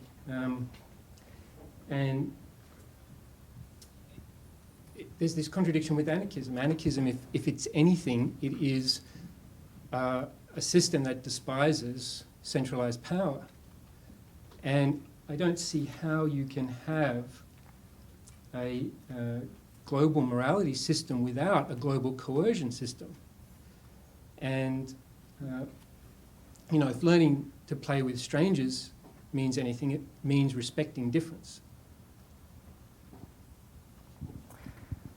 Yeah, good question. I guess part of it was I don't think ecology is always regional. I mean, part of it is if you had, just a sense of like Earth system sciences, right? That it's not just that the planet is made up of parts, but the parts of the planet are made up of the planet. Or just the same way that it's not just like the human is a part of the biosphere is part of the human, right? We contain the whole evolution of the nervous system within our bodies. So part of it is you need to think holographically, you need to think in terms of complex systems, and that immediately would kind of deconstruct the local-global difference. And so I would really say that the global is inside the local. We know the local is inside the global because it's the bunch of parts make up a big circle. So it's the counterintuitive one is a little different. especially if you're thinking ecology in an evolutionary context, this is all just the Big Bang, right? It's one little point. So there's nothing but cosmic ecology in that sense. So along those lines, like Edgar Morin would be my guy to go to, right? If you're thinking complex systems theory, think of the holographic dimension of that. So in that sense, if you're doing politics, you really have no choice but to engage with a situation where the global and the local, or the cosmic and the particular or the atomic, are already enfolded into one another. So again, it's not an answer, it's a challenge. Like, how do we deal with the fact that the local and the global are already mutually entangled? Right? How do we fess up to that? It's not something we're trying to make happen, it's something we have to deal with. And even if you say regional, ecosystems are regional, I was talking to somebody a couple days ago, an environmental scientist over at USF, and he's like, I don't believe ecosystems are real. And it's still a problem. If you're doing real environmental science, it's like, well, it's arbitrary. You can draw, like, we're an ecosystem, right? You can just draw any boundary and call that an ecosystem or a bioregion or an ecological community. And so in that sense, we're talking about drawing boundaries. Right? Cosmopolitics is kind of the art or the craft of drawing boundaries. And when you draw a boundary and say, this is the region, everything else is excluded, that exclusion and inclusion are already mutually implicative. That's kind of what we're saying. When you draw the boundary, the inside and the outside are kind of folding into that. And so we're just trying to be responsible for that decision making. So that means when you're doing regional politics, national politics, or international politics, we want to be vigilant about the boundary making. But I don't think it's not necessarily like a global moral system in like any kind of deontological sense. It's not like a global law. And it's not utilitarian. This isn't virtue ethics. Part of the thing that's going on with like Levinasian morality is it's just about encounters. So we're not forcing that on people. So you wouldn't go into some community and say, hey, you guys need to be more cosmopolitical and respect alterity. Right? It's definitely not like that. That's exactly why they're saying Kant had it wrong, because he was kind of wanting to impose that on others. So this would be a question of, if we find ourselves already interacting with, let's say, the Hopi, right? That some people working for a development company are interacting with lands that the Hopi are on. And the point would be they need to engage each other without assimilating each other into their horizons, right? To respect the other's knowledge on its own terms and say, okay, Hopi, how do you understand the environment? What's your traditional ecological knowledge? And then we'll say what our knowledge is as developers. What kind of science and technology are we using? And we'll try and build something together rather than just taking our map and imposing it onto Hopi land, which is generally, like, if you think of just the history of the United States, right? It's mainly about imposing one map onto indigenous land instead of trying to build dialogue or build conversation, right? And have some kind of politics where the excluded other gets engaged instead of just simply excluded. So yeah, it's a tough problem though, right? Is this regional, is this global? And so part of the anarchism, right, is that we're saying it's a communitarian anarchism. That'd be the important difference. This isn't just free-for-all anarchism, right? It's communitarian. And even then, even saying that they reject centralized power structures, but they don't have a centralized rejection of centralized power structures, right? And so it's like, no, I get to be president for a week, right? And then in the committee, we have to have at least a 50%, majority to get something passed. And it's a committee kind of system. Feminist anarchy, communitarian anarchy, that's a slightly different spin on it. So it's not just full anti-centralization. Like, think of the idea of a commons, right? A commons is an anti-centralization, and it's not a free-for-all.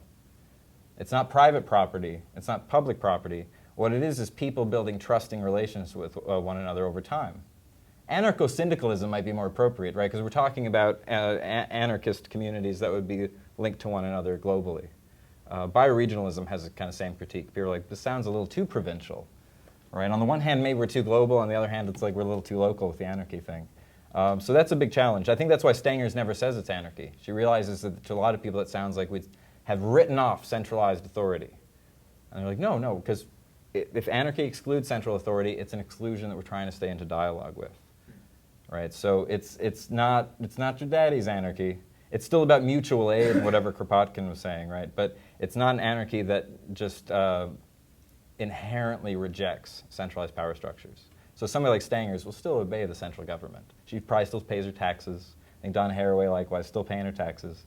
So it's more of a kind of anarchism situated in ecological democracy. You can think of it that way.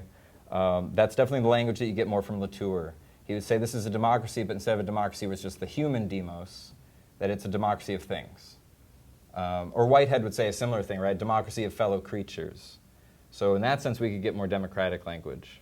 Haraway was just probably being provocative by raising the specter of anarchism, right? Trying to get people to think about what's been lost by not paying enough attention to anarchism. It's not taught really in schools as a legitimate political model, right? So even to just introduce it and raise the specter, raise the ghost, and say, hey, what about anarchism? What about the idea that human nature is not so corrupt that we can't share? Even if you're just raising that idea as a kind of utopian ideal, right? It at least makes you kind of turn your head around backwards, think about the past, think about how we've been organizing our society. But yeah, really good questions. Those are getting to the heart of some of the problems of cosmopolitics, for sure.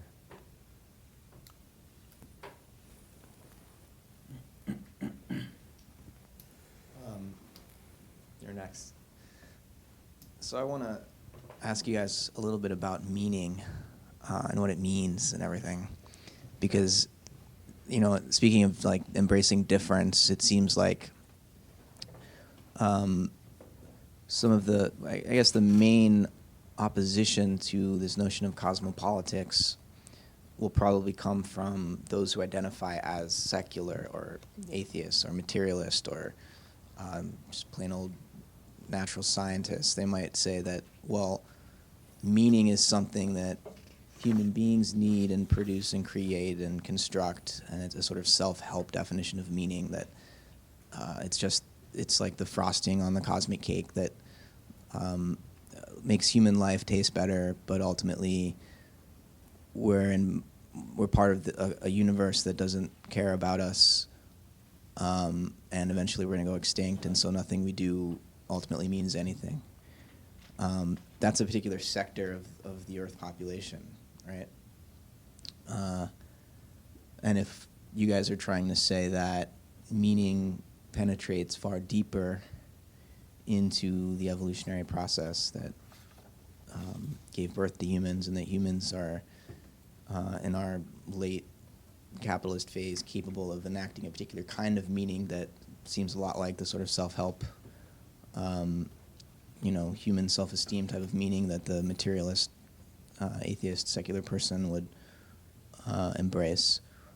How do we make room for that difference, for that sector of the population that doesn't have the vocabulary or the concepts or the practices maybe to understand what it might mean for meaning to be truly cosmic?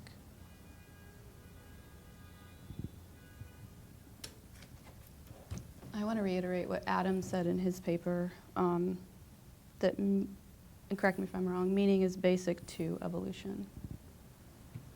I think I missed a word in there. But I think this lack of meaning comes from a sort of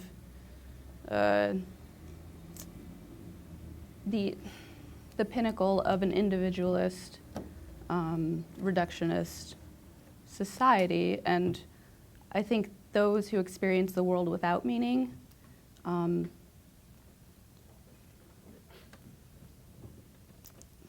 not really sure where I'm going with this. Was that sort of nihilist stance just another form of meaning making, another way of generating self-esteem by sort of making yourself feel superior to all the other people that just don't get it? They're not strong enough to admit the truth that there's a meaning or something. I think it's much more difficult to find meaning in a meaningless universe, and to try to push forward. We are humans, we have inherited the earth. I find that we have that responsibility to push through and do our duty, things that are challenging. Maybe I can jump on after someone else continues with this. Well, I think for me there's two different questions there. I think if you get a kind of articulate and thoroughgoing nihilism, I kind of think that's kind of interesting and kind of cool, because at least they're thinking. If you have opinions of that nature that you've thought through, then that's a good thing to me. I'm more interested in people who are doing that kind of thing than I am whether or not they agree with my particular telling of what's going on. And then there's the sort of other category of people that you mentioned who are sort of scientific materialists. I tried to write my paper in a way that didn't, it doesn't make any claims that can't be supported by empirical evidence, or things that aren't, if not well accepted, will be well accepted. You know, there's a lot of great literature on this stuff. Barbara King has a book on animal grief, on animals who grieve. David Graeber has a really great essay called "What's the Point If We Can't Have Fun?", which is a really great essay on, he kind of gets into panpsychism, but most of the essay is about how we interpret animal behavior in terms of, you know, utilitarian economic measures. You know, I have so many calories, and I will make these number of moves based on those calories. You know, and he raises the question, along with a lot of other ethologists, you know, people who study animals, that there's a lot of animals playing, screwing around, having fun, doing stuff that they want to do that's not, you know, intensely calculated, and that, you know, they're not trying to.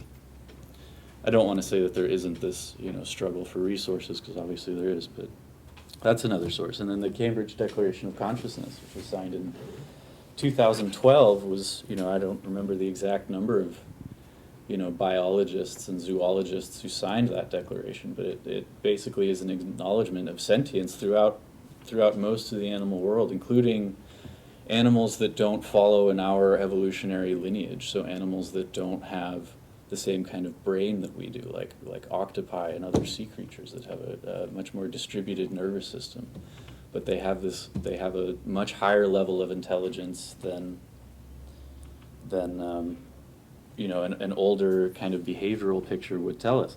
And so for me, saying that, you know, animals live meaningful lives is just sort of like, you know, where have you been? If you don't know this, then, you know, the science is against you.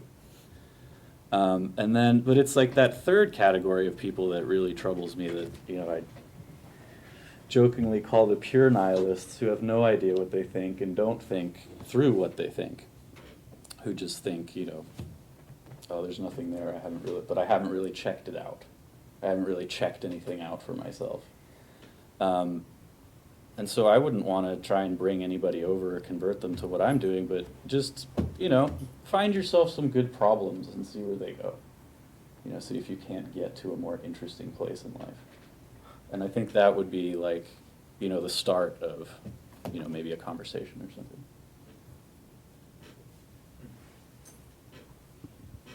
Ryan's next, and then Jess. Thanks. So, as we proceeded with this, I was, my thoughts have been going in a direction of really the Cosmopolitics. When I read your article or your chapter in your book, that we're going to take into consideration animals in a democracy, and you know, I've been going on this edge, been drawn in this towards this edge. I've been living in New Mexico for the last 22 years, and so I've been living in the midst of the Navajos, the Hopis, the Pueblos, and now I'm a white guy, so I haven't got a lot of it, but I got this inclination in a psychotherapy session, and there's going to be people who are going to get tired of this story, but I had a guy tell a story when he was a child, 8 years old, and his little brother was sick. He came home and there's a dead owl in the driveway, and he's telling me the story. And at the same time, I'm working with another gentleman, an Apache Indian, and I had happened to have a feather in my office. I didn't know it was an owl feather, but this guy was from a medicine clan, and he was telling me about the owls, that it was an omen an owl is an omen of death in indigenous cultures. And I had looked it up, and it's not just that tribe, it's other tribes. And so that synchronicity, I was able to share that with this other gentleman that, there's this connection. And then I get a communication with Dr. Tarnas about when Joseph Campbell died. He had a visit from an owl. And again, it's connected to death. And then I get here in the first week, I get another gentleman who sends me a communication about he gets a visit from an owl, and then he finds out from his mother that his grandmother just died. And so this is really powerful for me. And then I'm thinking, I'm taking it a step further in the evolution, in the story of the Earth that Brian Swim, he talks about one of the things that distinguish humans as we, 40,000 years ago, was we started to bury the dead, and it was death. But I'm thinking, well, the owls, this is evidence that the owls have some kind of consciousness of death, and that they're communicating it to us. And it's not even, this guy was in Hawaii, his grandmother died on the mainland, and this owl was giving him a message about death. So that's where I've been going, and and it's to the point where that if I think about these incidents of the owl, that we have a cognizance of death, but we don't know when they're going to die. And I'm getting these stories that the owl appears just before the death. So in a way, they're smart. They have a more intelligence or a different kind of deeper intelligence than humans do. So that's where I'm going with cosmopolitics, and that, this thing that we have put ourselves above everybody as humans, that's why we're destroying the earth. And if we can put ourselves below and start listening, to the consciousness of the trees or the owls, then, we may have a chance. To build something that we're talking about in the school. So that's kind of where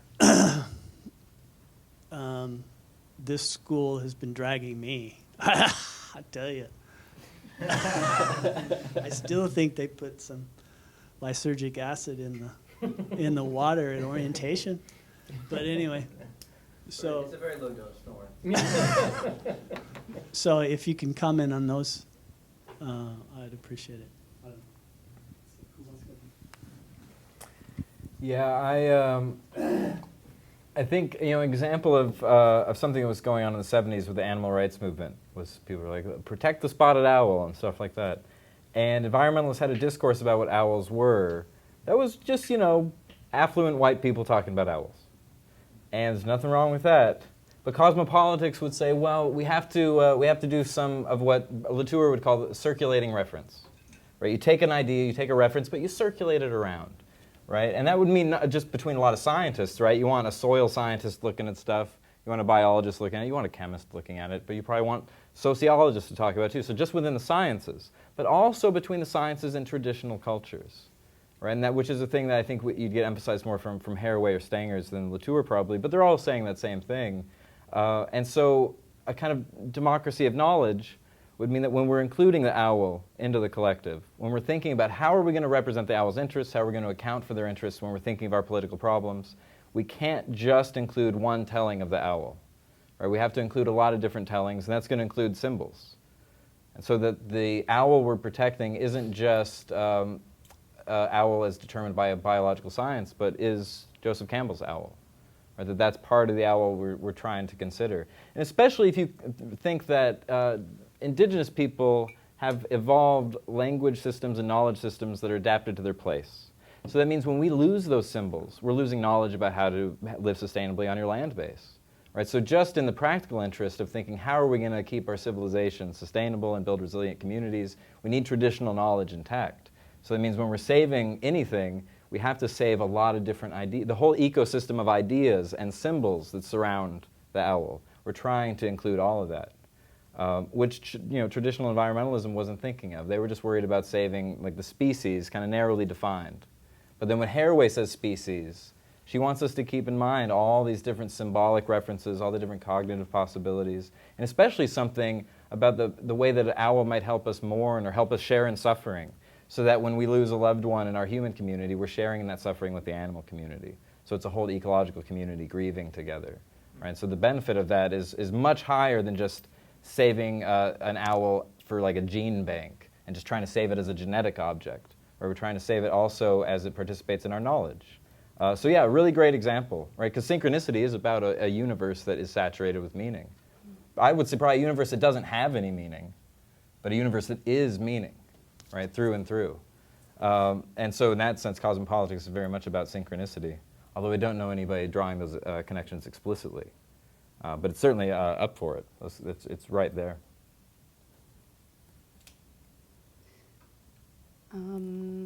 Brian, I heard you say that we need to put ourselves below the owl.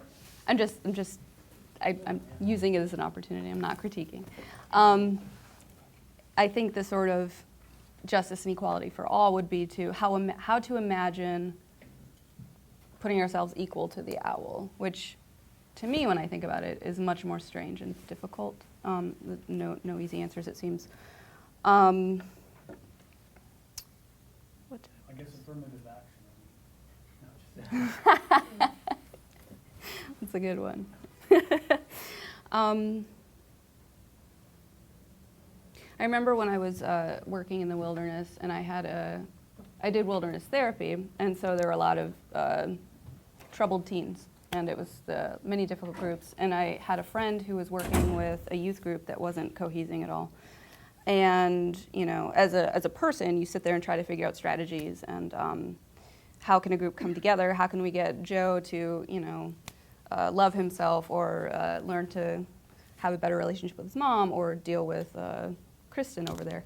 And so my friend was kind of at his wit's end, and then a small bunny just jumped and came and sat next to the group. And I worked in the desert, and that rarely encountered any animals. And so to him, he was like, wow, that was a symbol of birth. And that was this real event that connected the group. And then when that happened, they all started, healing. And so when I was trying to unpack that event in my mind, I'm imagining the world through the bunny's eyes. And it must have this very complex, neurological system, or this brain that's very in tune to what birth is, because humans have adapted. We exist with a symbolic consciousness, and so we've adapted this idea that the bunny means birth, or it's a symbol of birth. But actually, the bunny itself may have this complex system that is birth, or that represents birth, way more realistically than humans, top-down, cognitive idea of birth. And so I think just trying to unwire our cognitive-centric brains and ideas of things is helpful.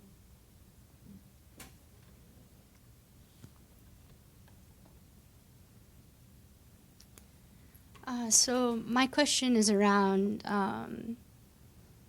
cultivating other capacities for connecting with our environment. Kim, you mentioned when you encountered the snake, your instincts kicked in that encounter, and this part of you came up that had an alterity to it. It was an otherness. It was you, but it was other than you that came in, and then it came through and negotiated that encounter or navigated it. Mm-hmm. And so my question is around intuition and other ways of knowing and experiencing that are cognitive-centric, patriarchal worldview views as not only inferior but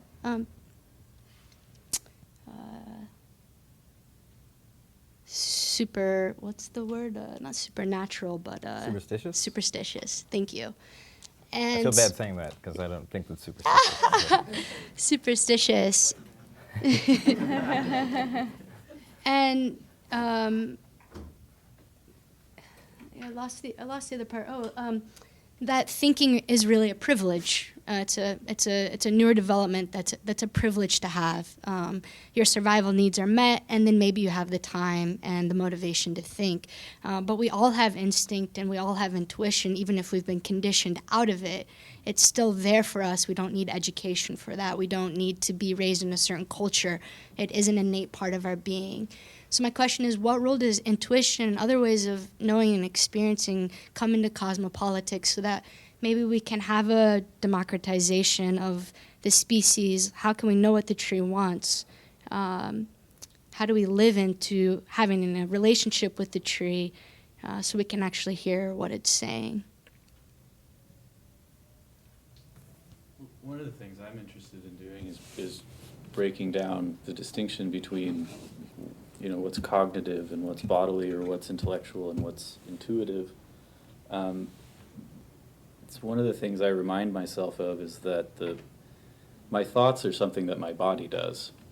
It's not happening anywhere else. So what my body's going through is kind of, plays a huge role in what kind of thoughts I have. And I think most of us, when we look at it, we find that the thoughts that are, the worded kind of stream of consciousness that we're sort of vaguely aware of if we pay attention, is often the last to know about things. Stuff has been happening. It's kind of the same thing as like when you get thirsty, it's because you've been dehydrated. You're already dehydrated, So I kind of think about it in that way. But it's a good question of how to relate to things, and I think there's not really a way that I know of that you can go into to this kind of environment and kind of open that up. You actually have to go out and climb rocks and climb trees, or Alvin Noe talks a lot about embodied cognition in terms of dance and really complex movement, highly skilled activities. There's just no way to talk about it. You just have to go out and do those things. And doing those things, I think we know, kind of releases insight, and so that's how I kind of approach that. But a lot of what I like about Noe and Vanuk School is that you don't need a brain before there's intelligence or understanding. It's not, and you get that a lot in philosophy, that the level of understanding comes after the level of language or symbolic consciousness, but we're learning that there's these ways, in some ways, very alien ways of getting about and getting to know things that don't have to do with those faculties. And so just different kinds of practices, I think. I'd like to see more women in politics in the future, because I think a very important level in the macro, the structural, the structures of cosmopolitics is about creating spaces that are more amenable to others who have been excluded in the past. And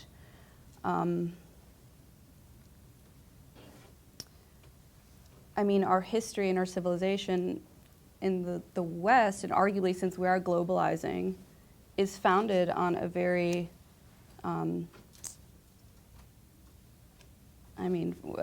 easy way to say it is a white male, and I'm not criticizing, and I'm not backlash. Okay, fine, I'm criticizing, and I think the other ways of knowing, because women and minorities and indigenous population and animals and the environment have existed right alongside the people who have been making the decisions for politics that have created this globalized whole. And so I think now putting these subjugated, oppressed others into those systems would create a much more cohesive, amenable whole. So that's what I'd like to see for the future.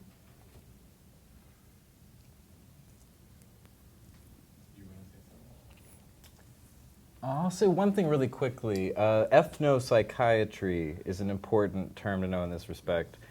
And just, think of the history of like colonial encounters with shamanism. Like 500 years ago, You have white people running into shamans or trance dance in West Africa, and they're like, oh, this is clearly the devil. And it's not like it's fake, right? It's the devil. And they're just completely assimilating it into their own horizon, right? And just, that's bad and suppressing it. And then finally, with like early 20th century anthropology, you had more like, no, it's not the devil, they're schizophrenics. Right, and so they're just gradually trying to work, but still the same thing, still excluding their system of knowledge, not thinking of them on their own terms, and only thinking about what their ways of knowing look like from our, primarily abstracted, alienated, cognitive way of knowing. And then gradually, we started thinking, no, it's not schizophrenia, they're just putting on a show, and everybody believes it. And then even more, a little later, people start really doing some thought, really being reflective, really start engaging in cosmopolitics, after things like ethnopsychiatry get developed. And then people start recognizing, oh, it's medicine. They're doing medicine.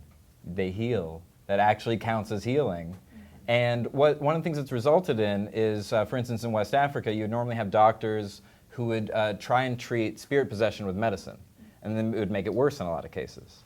And so what you have now is Western doctors who would work with the local shamans and be like, you want medicine? And if the shaman's like, no, not for this one, we need to do an exorcism for this one. And then the doctor's like, all right, that's your healing method. We're going to let that count now. Even though it doesn't count in the Western medical model, they're letting it count. So it's what Stengers would call speculative invention, right? And the practices that Adam was talking about, we got to go climb the rocks. And in the process of climbing the rock, the Western world and the West African world developed some kind of new medical alliance, where you actually have cooperation between local shamans who use trance dance to heal and Western medicine, who's just going to use a lot of pills and good at fixing broken bones, probably. That might be the best thing. So yeah, I think that'd be my example. So ethnopsychiatry does a lot of that, where you actually have that kind of speculative invention or a good dialogue, a creative dialogue happening between those. So yeah, if every kind of perspective and multiple ways of knowing can just enter into dialogue and see what kind of new events we can produce, that's what cosmopolitics, I think, is after.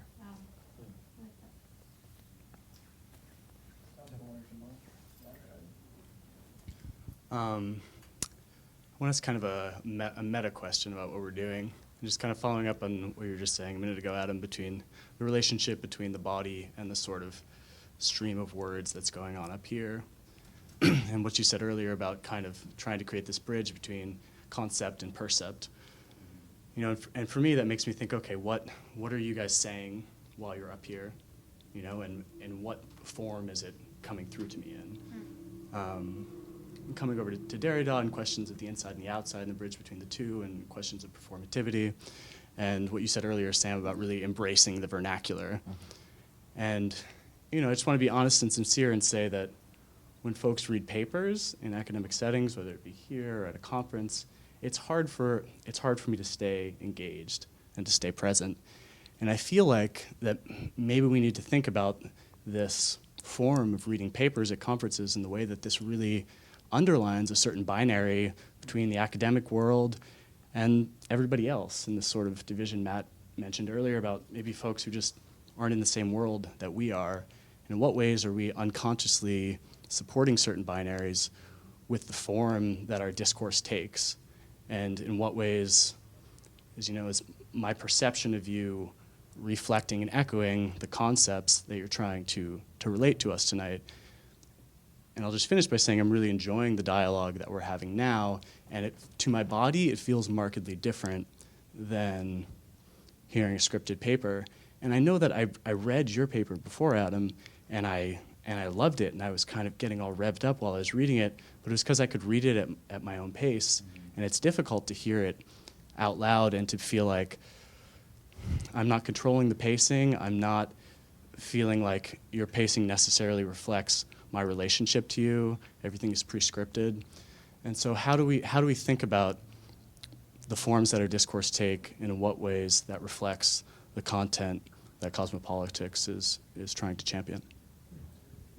Well, for me, reading a paper at CIS is actually a conscious move, because nobody does ever. So I'm not really worried about me reading a paper once every 4 years, kind of bringing the whole, traditional academic vibe back into this place. I actually like doing it because of that fact. And, you know, there are other reasons. I'm rarely in front of people anymore, and I rarely speak in front of audiences, so it's obviously more comfortable. But I think there's something about it. It's kind of there's a ritual dimension to it where you have to keep up, you know. I have a certain amount of responsibility to, like, speak legibly and at a pace that makes sense. And then things will be interesting to you and they won't be, and it will hit you in a way. But then at the end of it, no matter how we presented, we do this part. You know, we have a whole hour or a whole second half where we do this part. So for me, it's okay to do both of those things. And maybe even something that we should do all of the time, but something that we should think about doing more just going forward in terms of connecting with other sites of inquiry that maybe CIS doesn't connect with so often. So it's kind of, I think about it, and it's you know, I might be unconsciously reproducing other things, but I don't think that's one of them. And as a trio, I'll add, I didn't read a paper.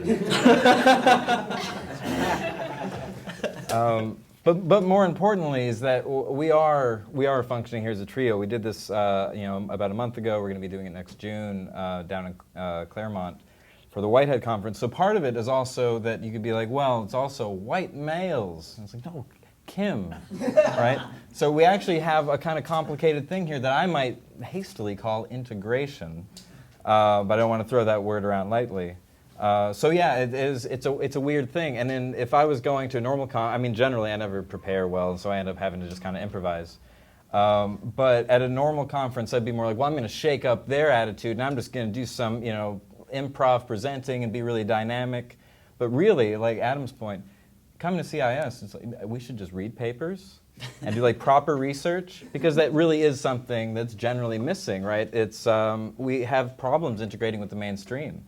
And we have some kind of oppositional attitude between culture and counterculture that's awesome in 50 years ago, but it's time for integration, right? So going ahead and doing the boring work and looking real boring and maybe even wearing a tie, which is just the most phallic symbol you can imagine, just patriarchal symbol just hanging off my neck. Look how patriarchal I am. Look how long it hangs.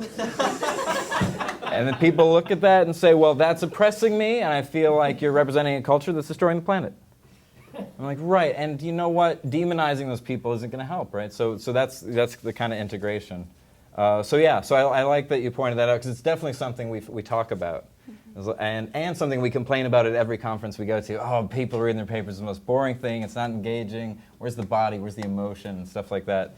So yeah, if we were in the audience, that would be a question we'd want to ask ourselves. So yeah, I really appreciate it. And want to exempt myself from any culpability. Thanks, I appreciate your question, even though it's not technically a question. I think for me personally, I've mentioned a lot about the role of women in history and my idea of women in the future, and from a personal level, this is really hard for me. I spent 4 years, I don't know how many years altogether, out in the wilderness, and it was because I hated the world. I was done with it. I wanted to cut myself off from everything that I saw was ruining the planet, and so I hid. And I realized that wasn't getting anything done, and this thing called the world will continue to evolve, and that humans may not. So I went ahead, got a job, bought the nice clothes, went to the conferences, learned the philosophy, which, to be totally honest, is difficult for me. I don't know, I used to blame it on being a woman, and now I just know I just need to keep doing my homework. And because I want a more just future, I want to see humans continue to evolve.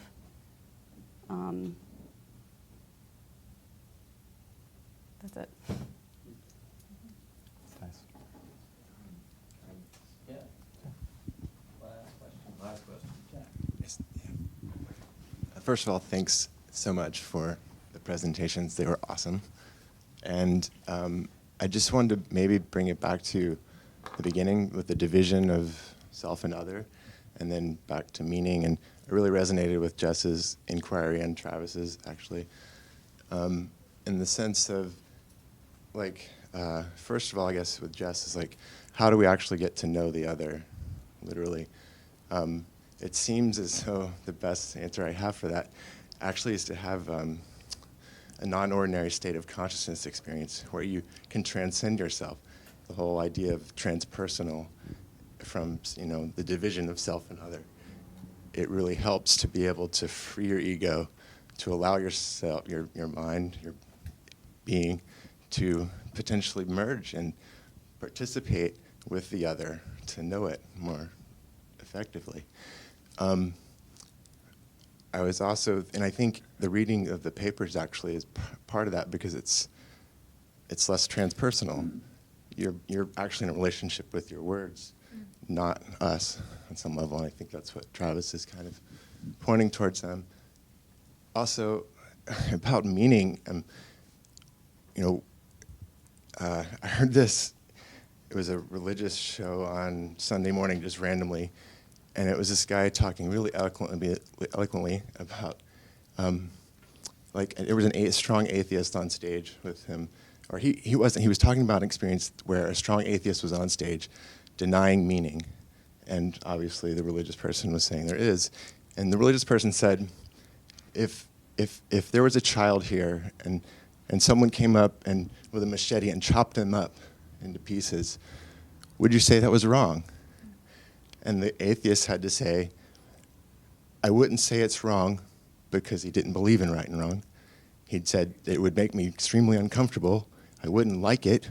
I would, I don't know if he used the word horrified, but he said all these things that made him, that he wouldn't agree, but yet he wouldn't have been able to go to the point and say that it was wrong, because our worldview is so entrenched in his mind that he can't get out of that dichotomy. And the religious person said, you've just answered the question, sir. The fact that he knew, and he had to say, it would restrain himself, he knew it would horrify him, but he yet couldn't go to, that's wrong. So there's obviously right and wrong and meaning in the world. If anything at all is meant to be alive, it seems as though there is. And it seems also, I think, inherent within us to know it. That's what that seems to indicate. It's like he knows it innately, intrinsically, but yet our philosophy, our worldview is, preventing him from coming to that conclusion and believing in it. And I guess that is really our task, is to try and make people recognize the sacredness of the other. You guys have some comments on that? It would be awesome, but I know we're way past time, sorry. About non-ordinary states, I think that's basically what Stangers would call pharmacological knowledge. And except, I think it's a little more complicated than just saying, well, it's in the non-ordinary that you'd be able to have access to the other more than the ordinary. It's also about troubling the boundary between the ordinary and the non-ordinary. Or like Ralph Metzner would always say, like, all states of consciousness are altered. There's no baseline, right? Even, if you think of ultradian rhythms and circadian rhythms, right, we're constantly in flux. And so in that sense, to not just privilege the non-ordinary, but to ride that boundary, where the ordinary and the non-ordinary, where we decide what that is. Which I'm not sure who decided that, by the way, exactly what an ordinary consciousness is. But there's nothing ordinary about that, right? That what we call ordinary was something that was built up at a very specific point in time, right? Yeah, it's really pretty uncanny. So I think that's a really good point, and that's definitely something I like to draw out here is the pharmacon, that kind of structural ambiguity, and the way that knowledge needs to operate that way between the ordinary and the non-ordinary, and the extraordinary, I guess we should say, the extremely extraordinary. And about how we only have a relationship to our words and we're alienated from the audience, and how that's very disappointing because it's too ordinary. Then you could see how that would be like, oh, but how unordinary of you to be so ordinary. In this kind of non-ordinary context, coming in with ordinarity is actually extraordinary. And just think of like something like, I don't know, the Constitution. That sometimes it helps to write this stuff out in an alienated way, right? In an objectifying, sad, too cognitive of a way. But whatever, in 1215, you had a group of people who limited the sovereignty of a king. That was one of the things that Magna Carta did. Women weren't forced to marry. You didn't have to get married. So, ladies, right? If you enjoy the single life at all, and not having that legislated to be taken away from you, and to be able to get your husband's inheritance after he dies, and not just have that to go to some other man, right? But they wrote it down. They had to write it down. Some commoners, some village folks, who for them it's about intimate face-to-face relations, right? It's about trust. It's about the social bonds of community. But they still did that sad work of putting words on a page and having that alienated experience. But it worked, right? And then things like habeas corpus and human rights, right, kind of flowed from that. So that's part of why we do this, which is generally odd, right? For some folks in CIS, going to conferences and doing like really boring academic work is kind of like, no, I don't feel like it. And so we're kind of a few oddballs in that sense. We like doing really ordinary stuff, doing the really boring work, and then seeing what happens when that runs up against the mystery of life, right? If you're always focusing on mystery, it's really not that much of a mystery. If you think an event is only an event when it's surprising, that's not a very surprising definition, right? So there's a little extra level of reflexivity that we're trying to pull in here. Like, we're not trying to privilege non-binary thinking over binary thinking. That's just another binary, right? So part of it's just that vigilance, constant attention, constantly engaging the boundaries and just trying to stay awake, keep climbing the rocks. That was my favorite example. I resonated with that a lot. When you climb rocks, that's how you want to know how to get to know a rock? Play with it, right? It's that easy. How do dogs learn social codes? How do they learn ethics? They play. So just play, just engage. And some of that's going to be non-ordinary, some of it's going to be ordinary. Some of it's going to be real hard work, right? But when you have that attitude of engaging over a long period of time and letting what shows up show up, then the work feels like play. Like a long time ago, people used to whistle while they work, right? And to have that kind of element of play in it, no matter how serious it is, we're still talking about strange things, ghostly things, haunting things, experiences that are beyond a horizon. So we're trying to ride that line. We're trying to stay on the edge as much as possible without falling into an abyss. Will you be our lawyer? I would love to. Can you fund a law degree? I'm pretty expensive. I have no expertise, but yes. Thank you three so much. And we can continue the dialogue afterwards. We all want to head down, talking about going to the food trucks and continuing the conversation in a more casual setting. Thank you. Thanks.